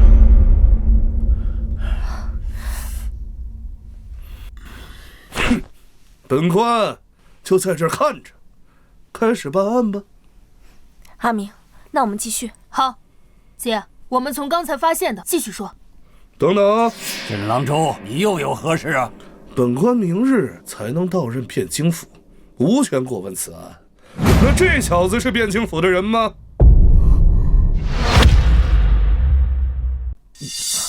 郎中，他是我弟弟。本官知道，本官是问他是汴京府的人吗？不是。哼，既然不是，那为何让他参与？周小郎君是我们请来的帮手，为何不可过问案情？那汴京府有帮手这个职务吗？雷都头，现在离天黑也只剩下半天，你最好要抓紧些。哎，对了，我记得你家还有一位老母，哼，不知道若是雷都头丢了汴京府这个差事，到时候老母由谁来奉养啊？好，我不能帮他们破案，但我教我姐怎么破案总行吧？你教她？她一个女人怎么能学会破案？好，只要你不直接参与，随便你。姐，这次得靠你了。啊？我吗？这能行吗？姐，你要对自己有信心，难道你就不想亲手抓住杀害府尹的凶手吗？我一定要抓住他。这才是我姐。这个案子很简单，交给你，刚合适。可，你不是前不久才说过，密室杀人是最难的吗？但这个案件是密室案里最简单的一类，因为凶手的犯罪手法很简陋。沈郎中放心，不该说的我自然不会说。哼，你最好知道。所以姐，你明白了吗？啊？明白什么？啊？明白什么？好，我明白了。姐，我会从最基础的开始教你。这小子能行吗？周燕那妮子有啥指望？死马当活马医吧。像这种什么密室杀人案，我在汴京府20多年也没听说过呀。要是按照以往的经验细细排查，或许会有线索。可现在只有半天的时间了，只能相信他们姐弟了。走，学一学。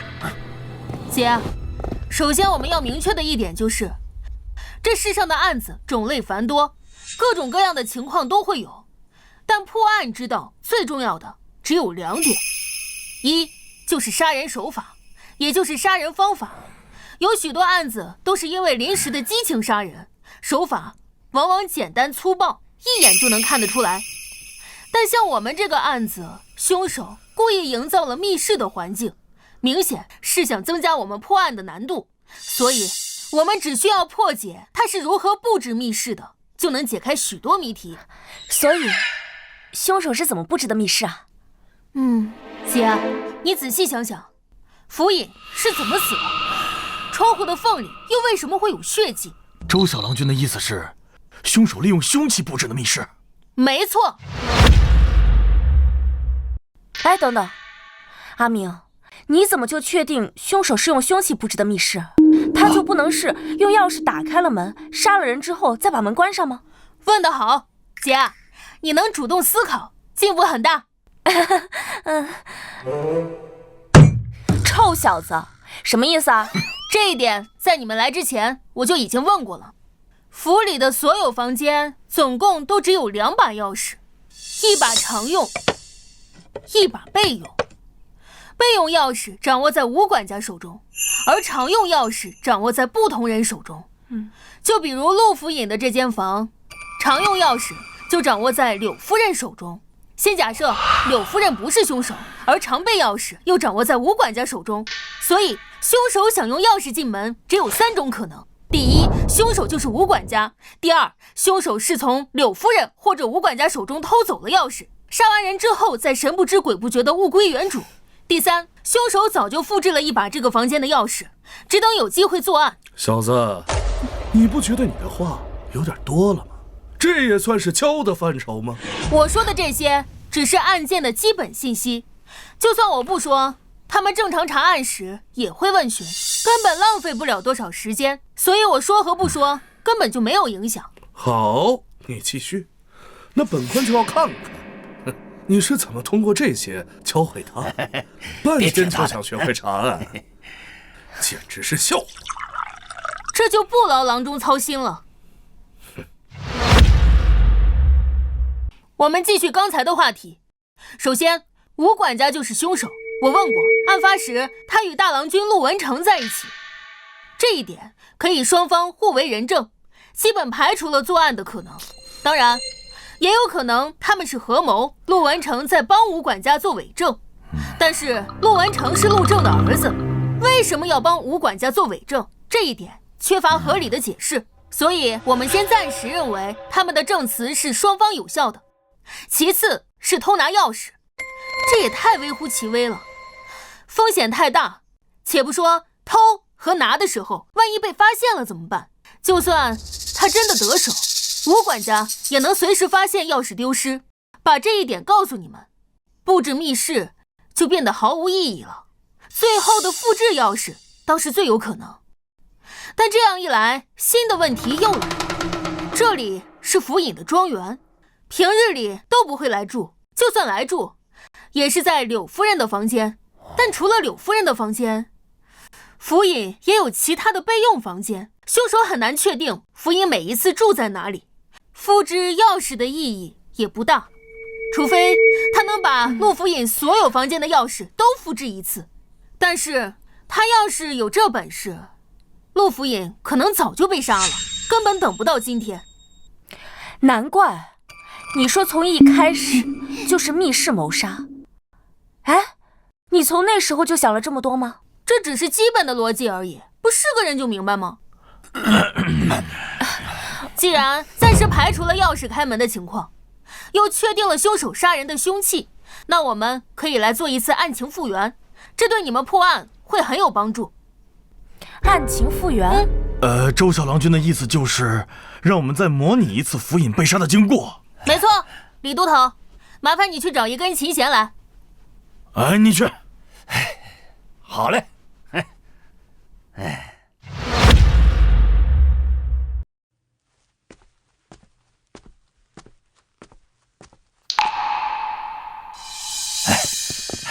周小郎君，琴弦，给我解吧。哎，雷都头，你坐到府尹之前的位置上去。我？快去。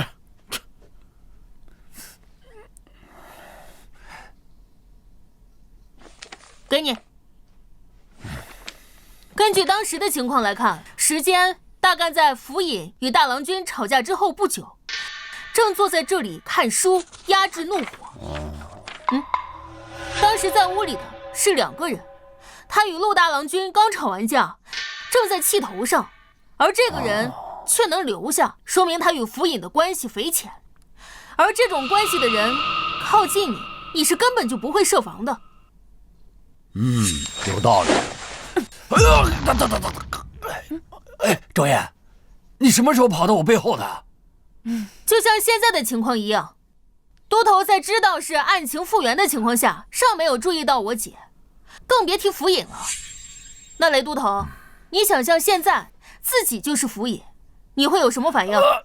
那还用想吗？我肯定使劲挣扎，完了身体往后顶，完了想办法扯断脖子上的琴弦啊！非常好，根据府尹的尸体来看，他也是这样想的。但琴弦这种东西太细太锋利，一旦割入脖子，就无法扯断。所以你接下来还会怎样？这样？没错，当发现无法扯断脖子内的琴弦时，府尹就一定会尝试着去抓到凶手胳膊或者身体。但以府尹现在坐着的姿势来看，就只能像雷都头一样抓到凶手的前臂。我明白了，府尹大人临死之前很有可能抓住了凶手的前臂。那现在只要找到手臂上有新伤的人，就知道凶手是谁了。愚蠢，愚蠢！本官实在是看不下去了。汴京府的都头，就只有这种水平吗？哎呀，还是陆府尹无能，导致手底下都是一群酒囊饭袋。沈大人此言何意？本官看了一会儿，便已知晓这凶徒是早有预谋。他能费尽心机地做成密室，又岂会留下这些明显的破绽让你们抓？事实上，他只要事先带上后护腕，或在手臂处塞上一些布，都能避免留下伤痕。堂堂汴京府都头，连这个都搞不清楚，还破什么案？老雷，别冲动。没想到沈郎中也擅长破案之道。本官乃是刑部郎中，破案本就是分内之事，你不必拍我马屁。今日你们若是破不了案，本官上任后定会一个不留的逐出汴京府。本官手底下可不养闲人。那沈郎中是否知道凶手是以何种手法布置的密室啊？本官当然知道，只是为何要告诉你？正如沈郎中所讲，这是一场蓄谋已久的谋杀，凶手定会做好万全的准备。正常而言，锋利的琴弦会在他手上留下割裂的伤口。不过，既然能考虑到手臂，那也一定能考虑到手心，所以他大概率是戴了手套或者垫了棉布之类，手上也不会留下证据给我们。姐，你现在就是凶手，已经杀完了府尹，接下来就是逃跑，并将这里布置成了密室。你拿着琴弦到那边去。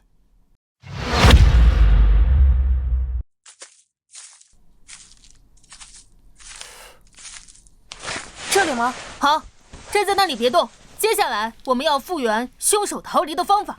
等等，沈郎中，你又有何事？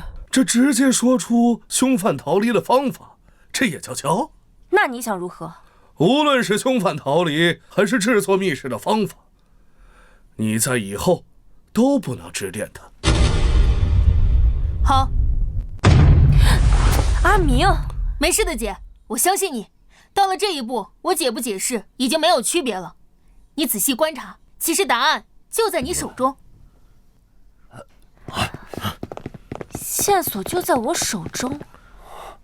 提醒你们一句，离天黑剩下不了几个时辰了。线索就在我手里。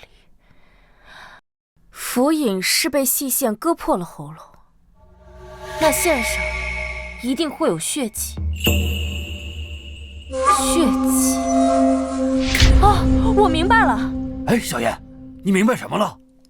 都头，我们已经知道府尹是被细线勒死的，凶手杀了人之后，从这个唯一的窗户逃跑出去。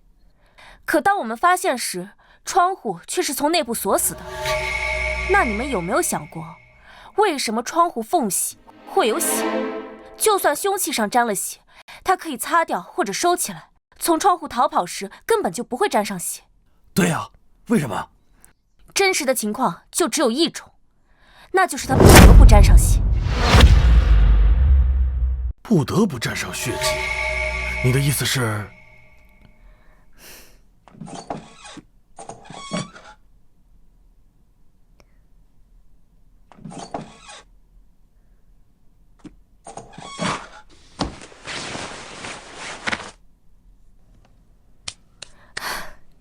两位都头，这个窗户离地并不高，很容易就能翻过来。接下来，我把门窗从外面关上。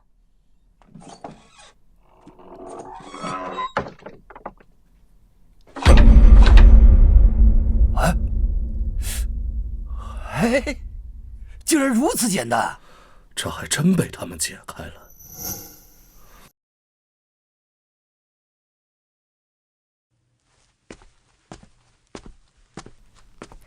好，现在我们已经破解了凶手制造密室的方法，接下来就是抓到他。你已经掌握破案的基本原理，没问题。我说过，破案的基本方法有2种，第一就是找到杀人手法，第2点也是最关键的一点，找到杀人的动机。这世上的所有案子，说1000道10000，9成9都离不开利、财、情、仇4个字，除了极少数天生以杀人为乐的变态，因为正常人不会毫无缘由的去杀一个与自己毫不相干的人。所以你接下来的任务就是从所有嫌疑人里找到最可能有杀人动机之人，然后再排除所有不可能，哪怕剩下的答案再离奇，那也是唯一的真相。好，我一定会抓住他。不过，具体要怎么做？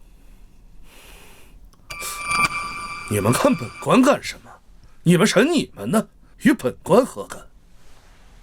其实很简单，我们只需要用到犯罪心理学中的心理画像学就行了。犯罪什么学？什么学？简单来说，就是通过推断凶手的心理特点，然后去掌握他的一些生理特征、生活习性、性格特点等等，这能有效地帮我们减少怀疑的对象，更快地帮我们锁定凶手。都头，你们听懂了吗？周校郎君，有没有更通俗易懂的说法？这个有罪推论就是默认每一位怀疑人都是凶手，以这一点作为前提来审，而一个清白的人被污蔑，多少都会是愤怒，而怒火最容易冲昏头脑。那些平日里再擅长伪装的人，多少也会透露些信息出来。哎呀，周小郎君，嘿嘿，你要早这么说，我们不就明白了吗？那不就恐吓和扣罪名吗？还说的那么……我觉得我们说的不是一回事。哎，算了，你们之前都是怎么审的？那简单，先把看着像坏人的抓回去。哎呀，只要没有后台的，那就严刑拷打一番。跟你说，周小郎君，严刑拷打那是有学问的。哼，你打他的时候，犯了事儿跟没犯事儿的人那有很大差别的。嘿嘿。所以啊，你是准备把陆府尹的家眷都带回去拷打一遍？哎，不能够，不能够，嘿嘿嘿，都听你的，都听你的，不说了，不说了。姐，你接下来的任务就是作为主审，将这个庄园里所有有嫌疑的人都叫过来一一审讯。你记住，他们只要进了这个门，你就污蔑他是凶手。顺着这个思路审下去，我们一定会有收获。好，李都头，你负责来当副审。好。雷都头，你负责来记口供。不是，为啥我来记口供？刚才说都听我的，这么快就不作数了？哎，作数，我来记，我来记。毕竟这里是案发现场，还是府尹的住处，在这里审不太合适，换一间房间好了。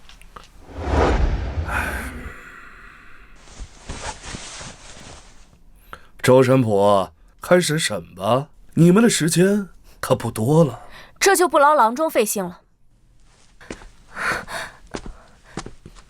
见过沈郎中。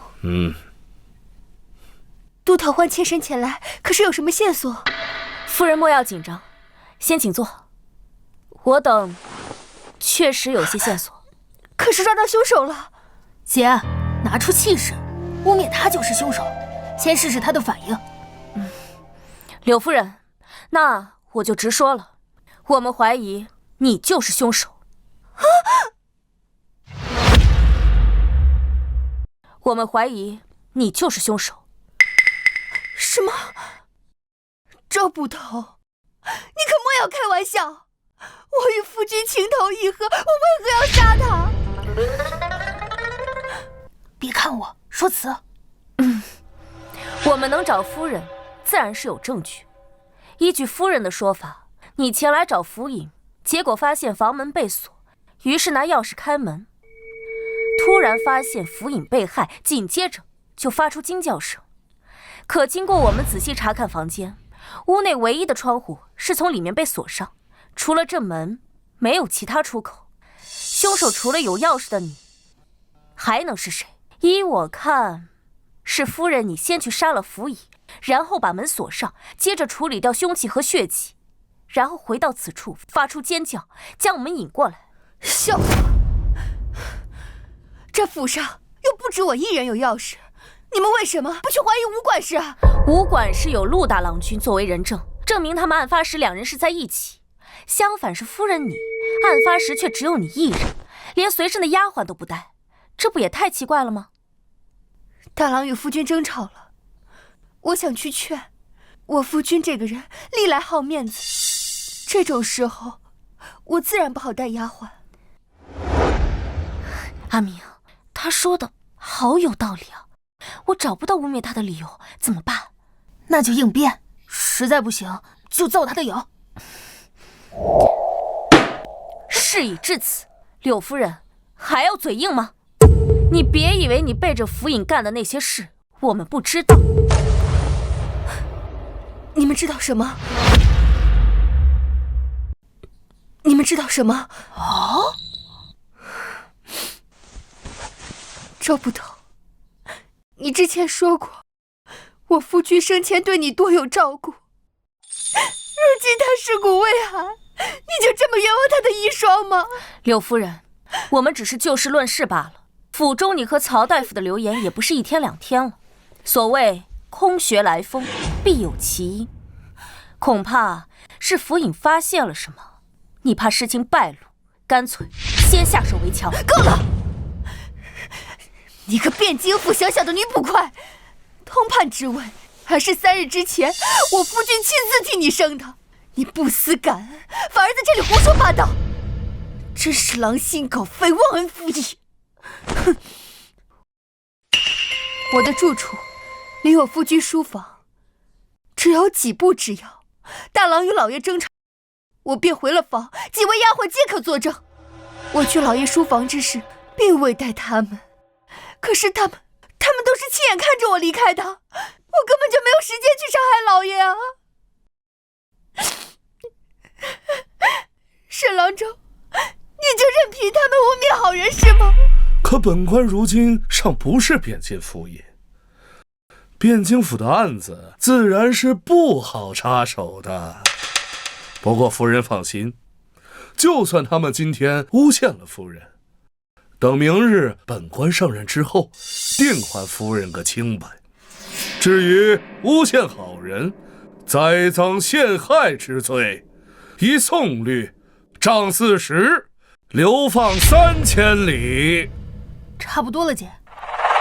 啊，夫人莫要激动，我这也是破案心切，再加上之前钥匙的原因，这才怀疑您。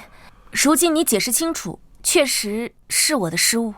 哎呀，夫人莫气，夫人莫气。周燕啊，这毕竟年轻，做事不够沉稳。之后我便替您教训他啊。如果没什么事，我就先走了。等等，还有何事？我代我姐向您道歉。不过，身为家中主母，您认为杀害府尹的会是谁？还有谁？还不是他大儿子陆文成？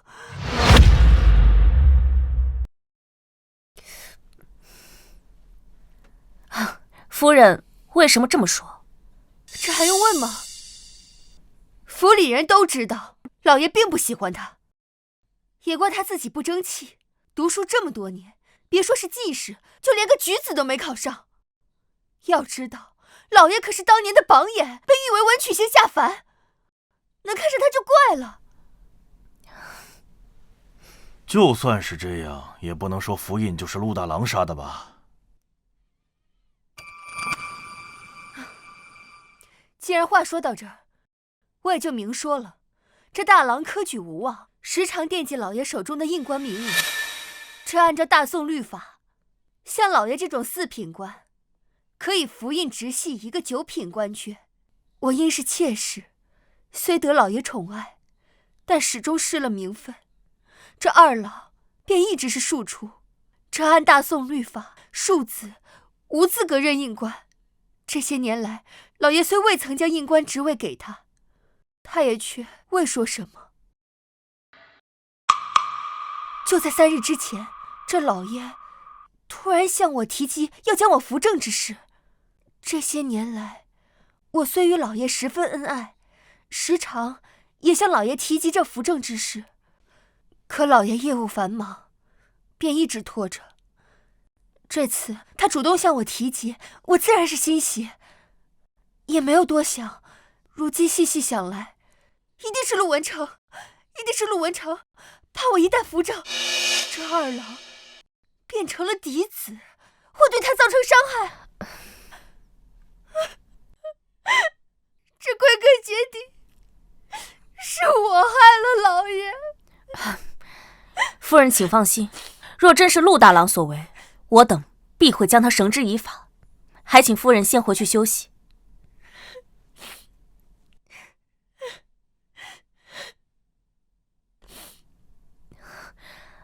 阿明，我觉得柳夫人说的很有道理，那接下来怎么办？要不直接审问陆大郎？你还真是相信了他的鬼话呀！哼，这女人啊，就是头发长，见识短。郎中此言何意啊？柳夫人话中有理有据，亦给出了陆大郎可能行凶的缘由。郎中为何不信呢？我为何要告诉你们这群蠢货？哼，你们自己慢慢想去吧。我知道你要说什么。小子，你知道什么吗？我若说对了，不算帮他们破案吗？你若猜对了，那本官自然网开一面；你若猜错了，我从现在开始，本官今天不许你再说任何一句话。那干脆阿明就不要再说话好了，到时候阿明不论说什么，你都说没猜对，那我们岂不是稳输？哼，那本官岂会做出那无赖之事？若是不敢，那就早早认输。本官没时间哄小孩玩。好，我接了。我若说对了，沈郎中得允许我在接下来破案的时候有一次畅所欲言的机会，如何？好，本官便与你赌。柳夫人刚才之言虽然自洽，却有3个疑点。第一，陆大郎君的关系与府尹一直不好，这一点只要是府中之人皆知。还有，他说他与府尹十分恩爱，这一点却不见得。他自己说过，往昔也曾与府尹提过扶正之事，却都未被应允。他说是因为府尹公务繁忙，但是想，若2人真的恩爱，再加上府尹常年无正妻的情况下，想将柳夫人扶正不过是一句话的事，拖到现在，只能说他并没有像柳夫人说的那样恩爱。其次，吴管家说过，这里是府尹游玩的庄园，只有平日里休沐时才会来，但日常事务都由柳夫人来打理，这说明她常年住在此处。若他们夫妻俩真的恩爱，为什么陆府尹不让柳夫人住到城里的府中呢？我听闻柳夫人体弱多病，或许是府尹安排她在此养病啊。不会，原因就在第二个疑点。为什么府尹那么多年不提柳夫人扶正，偏偏3日前就提了？3日前，那不是北辽西做刚结案之后吗？没错。为什么他那么多年前不提，偏偏这个时候提了呢？很简单，因为他的身份马上就要不同了。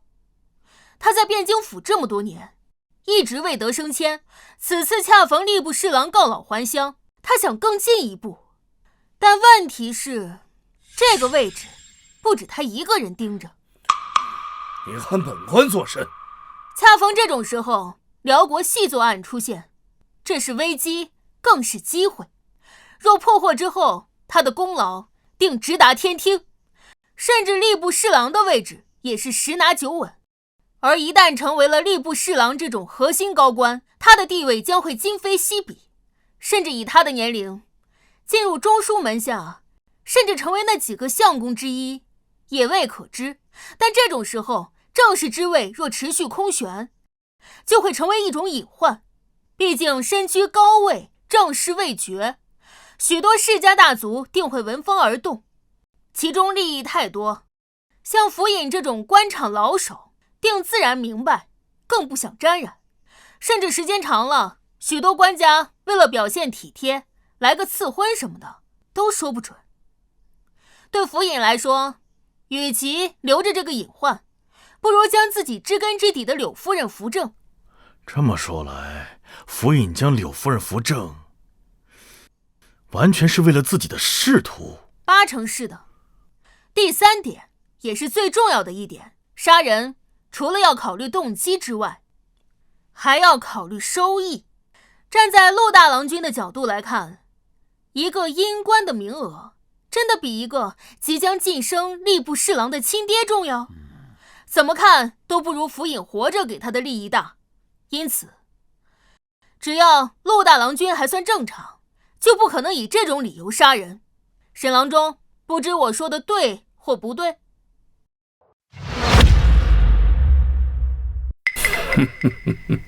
小慧可观，惜乎气，识味广，终非庙堂之器。治术尚可，然用之不以正道，士卒为身之累耳。恕此无礼！好一个身之累！那本官今天就要看看谁会成为谁的累。那沈郎中拭目以待。阿明，你刚才跟他说的话是什么意思啊？没事，他骂我小聪明难成大事，我骂他有点脑子，全用歪门邪道，早晚害人害己。不用管他，我们继续传陆二郎便可。去传陆二郎君。你们到底有没有查出什么东西来啊？这眼看天都快黑了，你们能不能行啊？到底是不是我爹的下属？亏他当时还夸你们呢。二郎君，既然你这么问，我也就直说了。请问大郎君和府尹争吵之后那段时间你在哪？什么意思啊？二郎君，非要我们说出来吗？我们怀疑你是杀害府尹的凶手。荒唐！我为什么要杀我爹？我爹和我哥争吵，与我何干？我当时在和仆人练拳，都有很多仆人在场。你要是再诬陷我，就别怪我不客气了。二郎君，莫急，我们就只是问问罢了。既然有人证在，那自然就不是你了。快放开二郎君！姐，这是个傻子，没啥价值，让他指认个凶手，赶紧撵走。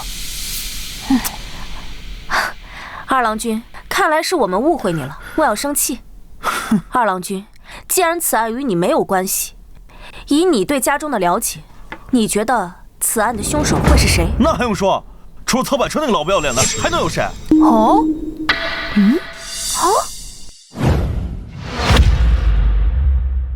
为何是他？据我了解，他乃是一介名医。你娘身体病弱，常年需要靠他的药调理。狗屁的名医，他就是个图谋不轨的阴贼。总之，他就不是好人。我爹一定是他杀的，你快把他抓起来，严刑拷打。好，我知道了。多谢二郎君提供的线索，先请回吧。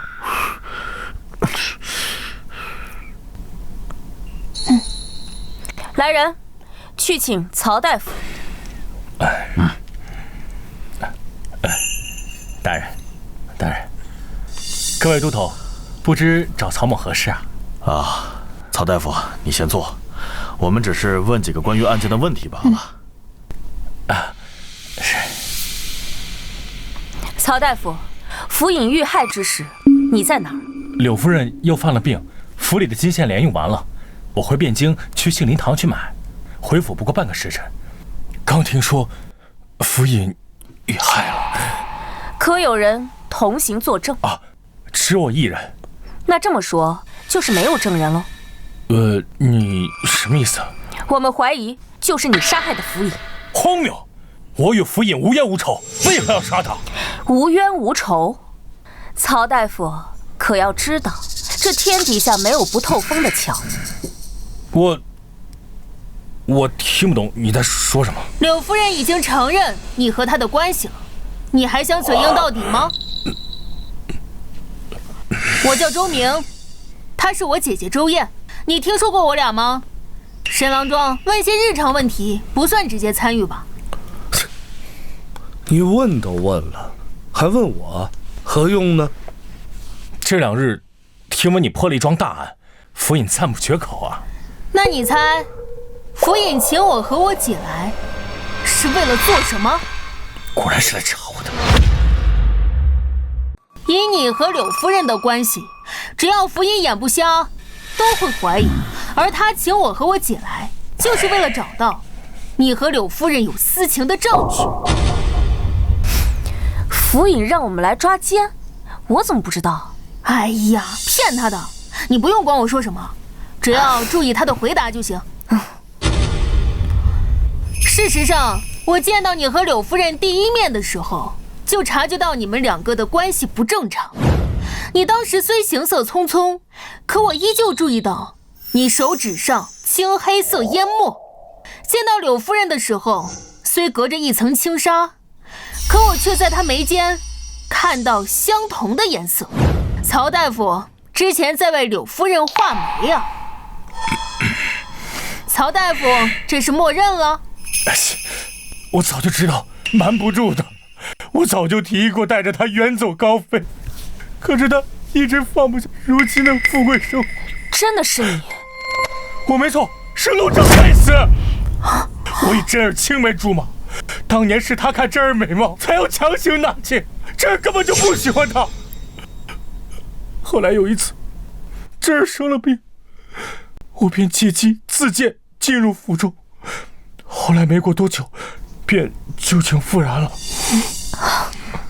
所以你是和柳夫人察觉到我们来的目的后，想着先下手为强，杀掉了府尹。刚好陆大郎又和府尹吵完了一架，还能栽赃嫁祸给他，然后陆大郎就会因为弑父入狱，府尹的一切遗产都会被柳夫人和陆二郎继承，你也可以和柳夫人双宿双飞，对吗？不对，这件事与真儿无关，是我见到你们来后，怕私情暴露，杀了府尹。自始至终，真儿都不知情，他是无辜的。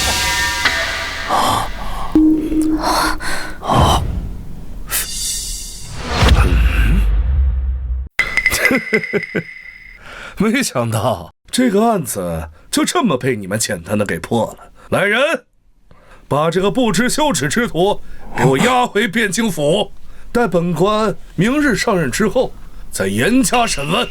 是。这既然案子已经破了，本官自会论功行赏。天色不早了，回家等消息吧。走。等等，小子，你还有何事啊？案子还没破，他不是凶手。小子，你在说什么呢？审他的是你们，说他杀害府尹的还是你们，他都已经亲口承认了，你反倒是替他喊冤。陆府尹遇害离现在2个时辰，这处庄园离汴京不远，骑马往来只需2个时辰。而他若是凶手，可以在半路折返回来杀害府尹，然后再逃离，以此误导我们。但是仔细看，他鞋子上沾染青泥，这是杏林堂门前特有的青泥，这说明他前不久确实去过一趟。而杏林堂位于西城，从此庄园赶回汴京，只能由城东的宋门入城。汴京城内不得纵马，宋门到西城起码要1个多时辰，再加上回来的时间，前后时间刚好能对应上。再说他是否去过，派人去杏林堂一问便知。好了，你说了这么多，我且问你，他若不是凶手，他为何要承认呢？很简单，他认为私通之事败露，柳夫人来不及与他商议，便杀了府尹。他主动认罪，只是为了保下柳夫人。如果仅仅是私通，他这个奸夫8成是要重判，而柳夫人就不一样了。甚至如果府尹心软，他甚至不用入牢。但你却认为他会杀了府尹，甚至你会不惜替他顶罪，这就有意思了。我想想，这有2种可能。第一，柳夫人是真心的爱你，为了你不惜去杀了府尹，但你却说曾数次提出过和他远走高飞之事，但他放不下现在的富贵生活，这说明他并没有那么爱你，起码你的分量比不上他自己。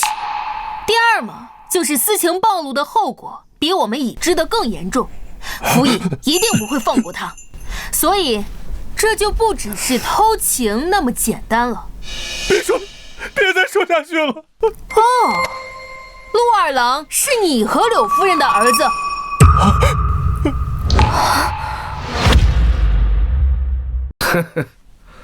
人都言陆府尹为官7年，宽宏大度，如今看果然不虚，大度到替人养了18年儿子都不自知。我只是在帮我解查府尹被杀一事，可对你和柳夫人一事没多大的兴趣。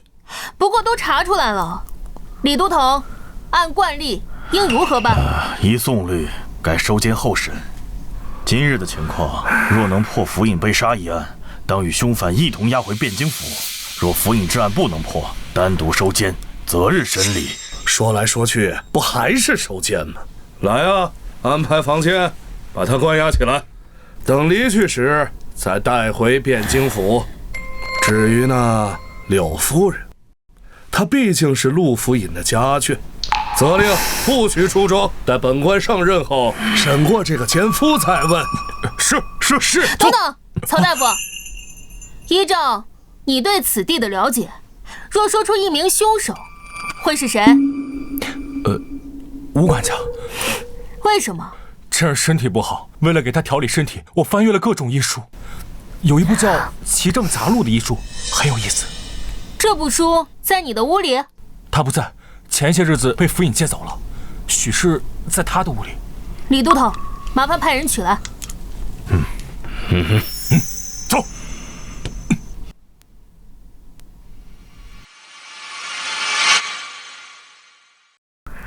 督导，医书。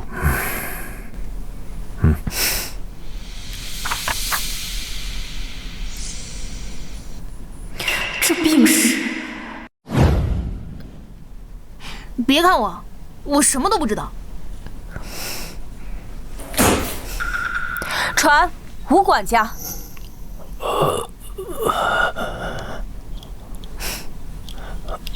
吴管家，曹大夫刚刚指认是你杀害了府尹，对此如何辩解？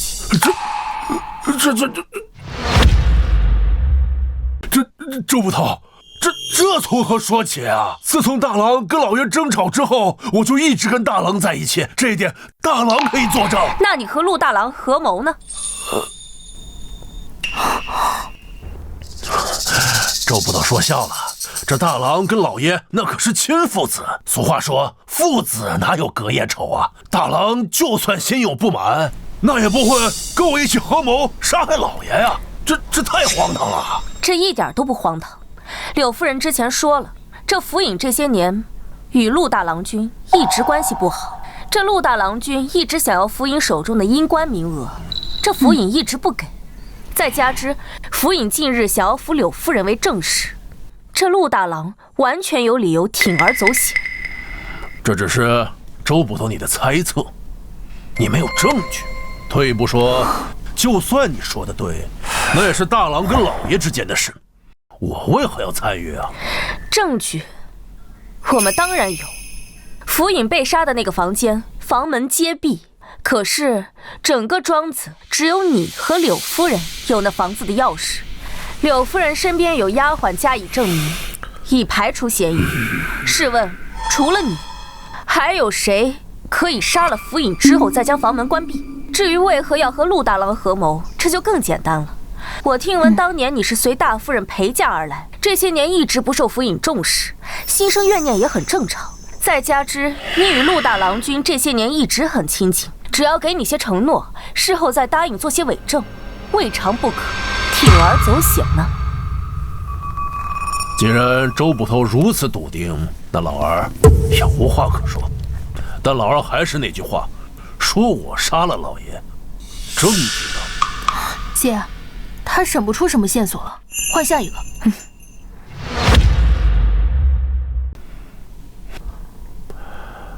不知几位唤陆某前来何事？家父心丧，有许多事情需我处理。陆郎君，你与府尹争吵之后去了何处？周捕头，此话何意？陆郎君，请你老实回话。我与家父争吵之后，便一直待在屋中。吴管家来寻我，并劝我说凡事以孝为先，我俩一直在一起。此事吴管家可以作证。吴管家已经招认，说是你二人合谋将其杀害。依你从小不被府尹喜爱，早已心生怨怼。再加之府尹欲将柳夫人扶正，你怕地位受到威胁，故而合谋将其杀害。哼，笑话！这简直臆测。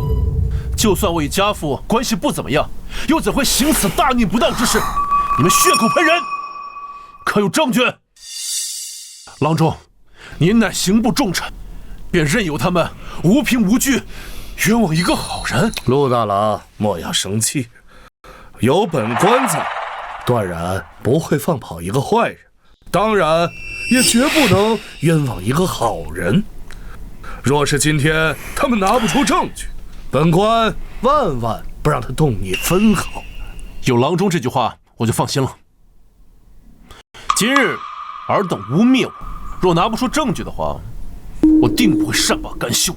证据我们当然有，这间庄子有府尹屋中钥匙的只有吴管家和柳夫人。柳夫人已摆脱嫌疑，那除了吴管家还能有谁？既然是吴管家，你又帮其做伪证，那不是合谋又是什么？荒谬，荒谬至极！就凭这种臆断，便要定罪？家父上暂时就是这么教你们的吗？陆大郎君莫怪，我姐也是破案心切，想为陆府尹报仇。要不这样，你先在口供上签字画押，我们再继续查一查。若真不是这样，我们定还陆大郎君一个清白。雷都头，劳烦请陆大郎君签字。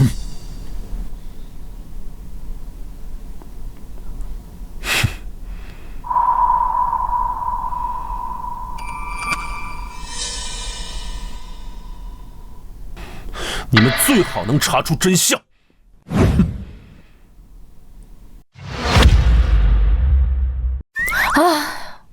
该审的人终于审完了。不，还有一个人没审。谁啊？秦柱。他案发时跟我们一直在一块儿，他也要审？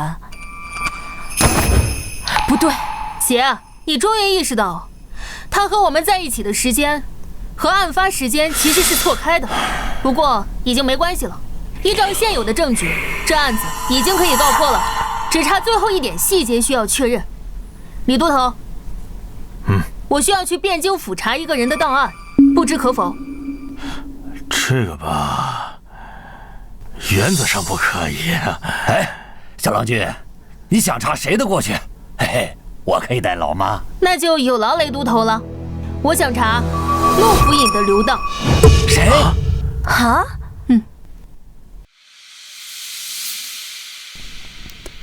哎呀，周小郎君，果然如你所料，20多年前确有其事。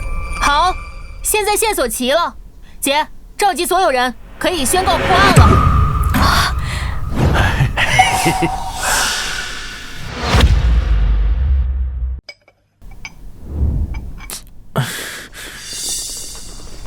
堂哥，吴管家，你们也被叫来了。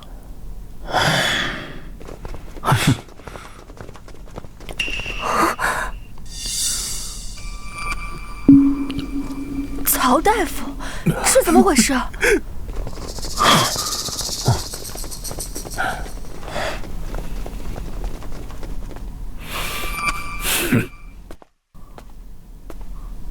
三位，你们审也审过了，现在把大家都带到这里一起，是发现凶手了吗？是的，我们已经确认了凶手，并且凶手就在这儿。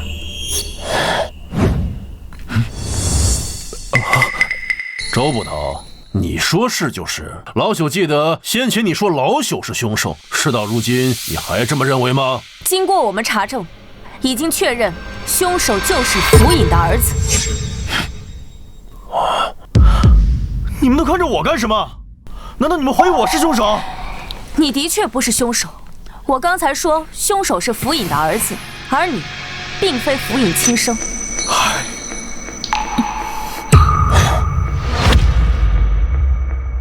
我不是我爹亲生的，笑话！你说不是就不是。娘，告诉他们。娘，你怎么了？你快告诉他们，我是我爹的孩子。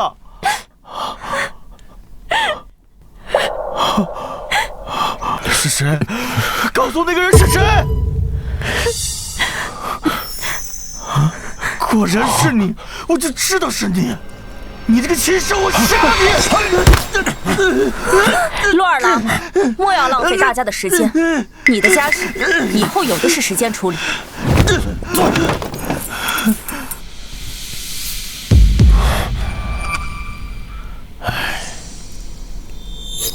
你们看我做什么？难道是我杀了我爹？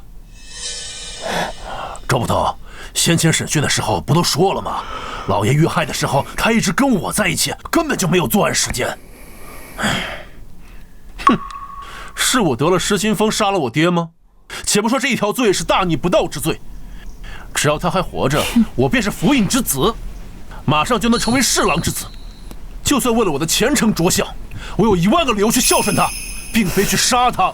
不错，一开始查案的时候，我也第一时间怀疑过你，包括柳夫人用阴官之事污蔑你的时候，这份怀疑更是高涨。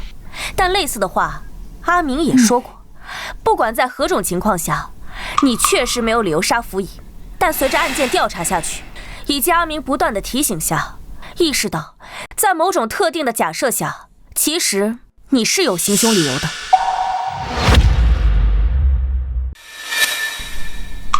这部《奇正杂录》是在府尹的房间里发现的，里面记载了一些罕见的疑难杂症。折痕恰巧翻到这一页，这一页上记载了一个罕见的杂症，名为止静症。这种病不致命，年轻时不显现，只在愤怒时或年老后才会显示出来。发作时会心慌难耐，双手会不受控制的轻颤，喝酒便可缓解。吴管家，我没记错的话，我们刚来的时候，你好像有过类似的情况吧2位见笑了，老毛病了，一旦发作便心慌难耐，双手更是止不住的颤抖。年轻时候还好些，如今越发不受控制了，喝些酒就好了。周捕头好记性。这份口供上是陆大郎今日的签字，诸位请看。这上面的字迹歪歪扭扭，看着别扭，不像大郎的字迹。李都头，柳夫人说的没错，李都头手上这张纸上是陆大郎正常书写时的字迹，陆大郎虽屡试不中，但平日里府尹还是对他严格要求，所以陆大郎的字写得还不错。但今天这份口供上的签字，是我们亲眼看着他所写。那为什么会这样？他的手在抖。没错，当时我们污蔑他是凶手，他正处于气愤之中，所以签字的手无法控制地开始轻颤。其政杂录中记载，只敬正，父传子，代代相传，无药可医。原来如此，本官明白了。陆府尹研习这部医书，本就是怀疑你非他所出，此事被你察觉，便先下手为强，杀了你。哼，如此，这一切都说得通了。你若是陆府尹亲子，便没有任何理由杀他。可你非他亲生，一旦事情败露，你和吴管家将万劫不复，便不得不铤而走险。只是可惜了陆府尹，原以为是家门不幸，只有庶子非他所出，结果没想到，就连嫡子亦是他人的种。真是可惜可叹呐！你说的没错，我的确并非我爹亲生儿子，这一点我早已经意识到了。爹最近一直在怀疑我的身世，我也想过铤而走险，可我没来得及动手的时候，我爹已经死了。你的意思是，陆府尹不是你杀的？事情已经到了这个地步，你这个狼心狗肺之徒还在这里狡辩！来人，押回汴京府，大刑伺候。本官倒要看看你的嘴有多硬。是。郎中且慢。哦，他不是凶手。周捕头，这是何意啊？还是我来说吧。沈郎中，刚才我和你打赌，我还有一次畅所欲言的机会，还作数吗？哼，随你。我姐刚刚其实已经说得很明白了，杀害府尹的是他的儿子，但是陆大郎君与陆二郎君都不是府尹亲生，那自然就不是杀害府尹的凶手。等等，你的意思是，这陆大人还有个亲生儿子？那是当然。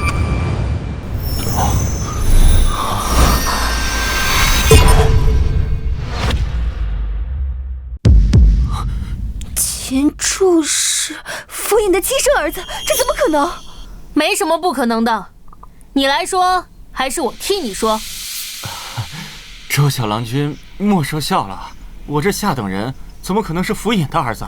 我记得你是均州人对吧？啊，那又如何？莫非就是因为是均州人就杀了府尹？天下哪有这样的道理啊？你说的没错，但是这天下绝大多数杀人案都总有一个理由吧？就比如陆府尹也是均州人。那可真是巧了，或许陆府尹是看在我是同乡的份上，才收留落难的我吧。柳夫人，我记得您之前提过，府尹也是榜眼出身，可还记得是多少年前的哪一榜？是27年前，治平3年的开科。秦大哥今年好像也是27岁。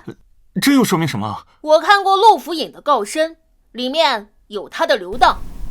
在27年前，他中榜眼之时，朝中霍太尉相中了他，非要招他为婿，也就是大郎的亲娘，已逝的霍氏主母。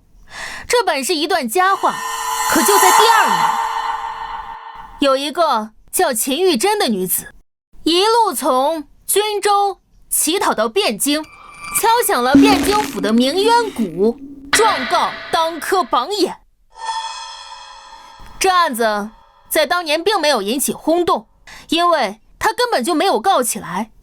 汴京府接了状子，不过3天，秦玉珍便自己撤诉。中间发生了什么，时过境迁，我也不知道。但根据当年只言片语的口供中，秦玉珍在均州还有一位孩子。哎，这可真巧，算算年龄，这位孩子与秦大哥同岁啊！故事编得可真好啊！可天下那么多同龄人，凭什么认为我是秦玉珍和陆正的孩子？奇怪，秦大哥怎么知道这孩子是秦玉珍和陆正的呢？在刚才的故事里，我只说过秦玉珍状告陆榜眼，却未提过他俩曾是夫妻。算了，现在也可以让你死心了。不得不说，秦大哥你真是位孝子。雷都头，东西呢？这儿呢。你在哪儿找到的？还给我！你屋里找到的。不得不说啊，你藏的还真隐秘。要不是我，换成其他人还真不好找。庶子！放开！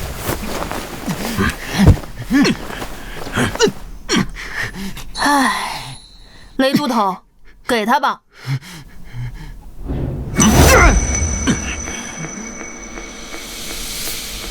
现在可以说了吧？日夜之子，没什么好说的。你说的没错，是我杀了陆正。那是他咎由自取。27年前他抛弃妻子，他罪有应得。我只恨杀他杀得晚了。好啊，原来罪魁祸首就是你这个畜生！来人，拿下！是。别碰我！自己走。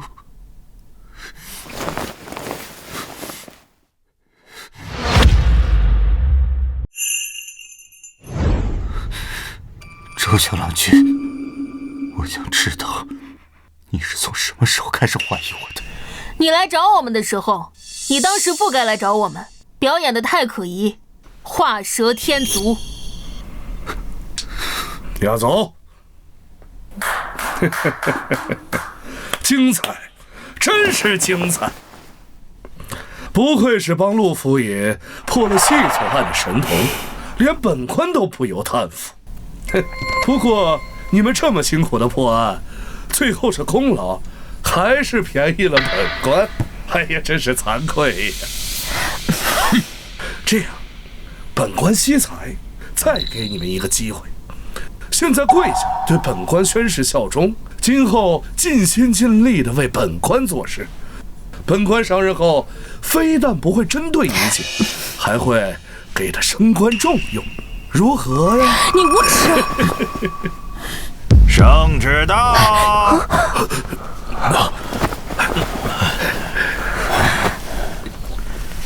刑部司郎中沈星接旨。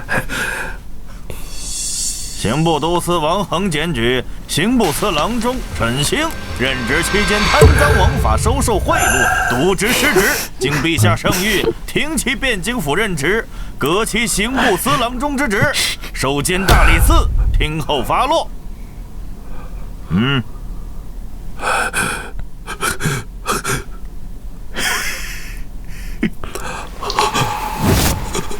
周燕、周明、李文广、雷云可在？在。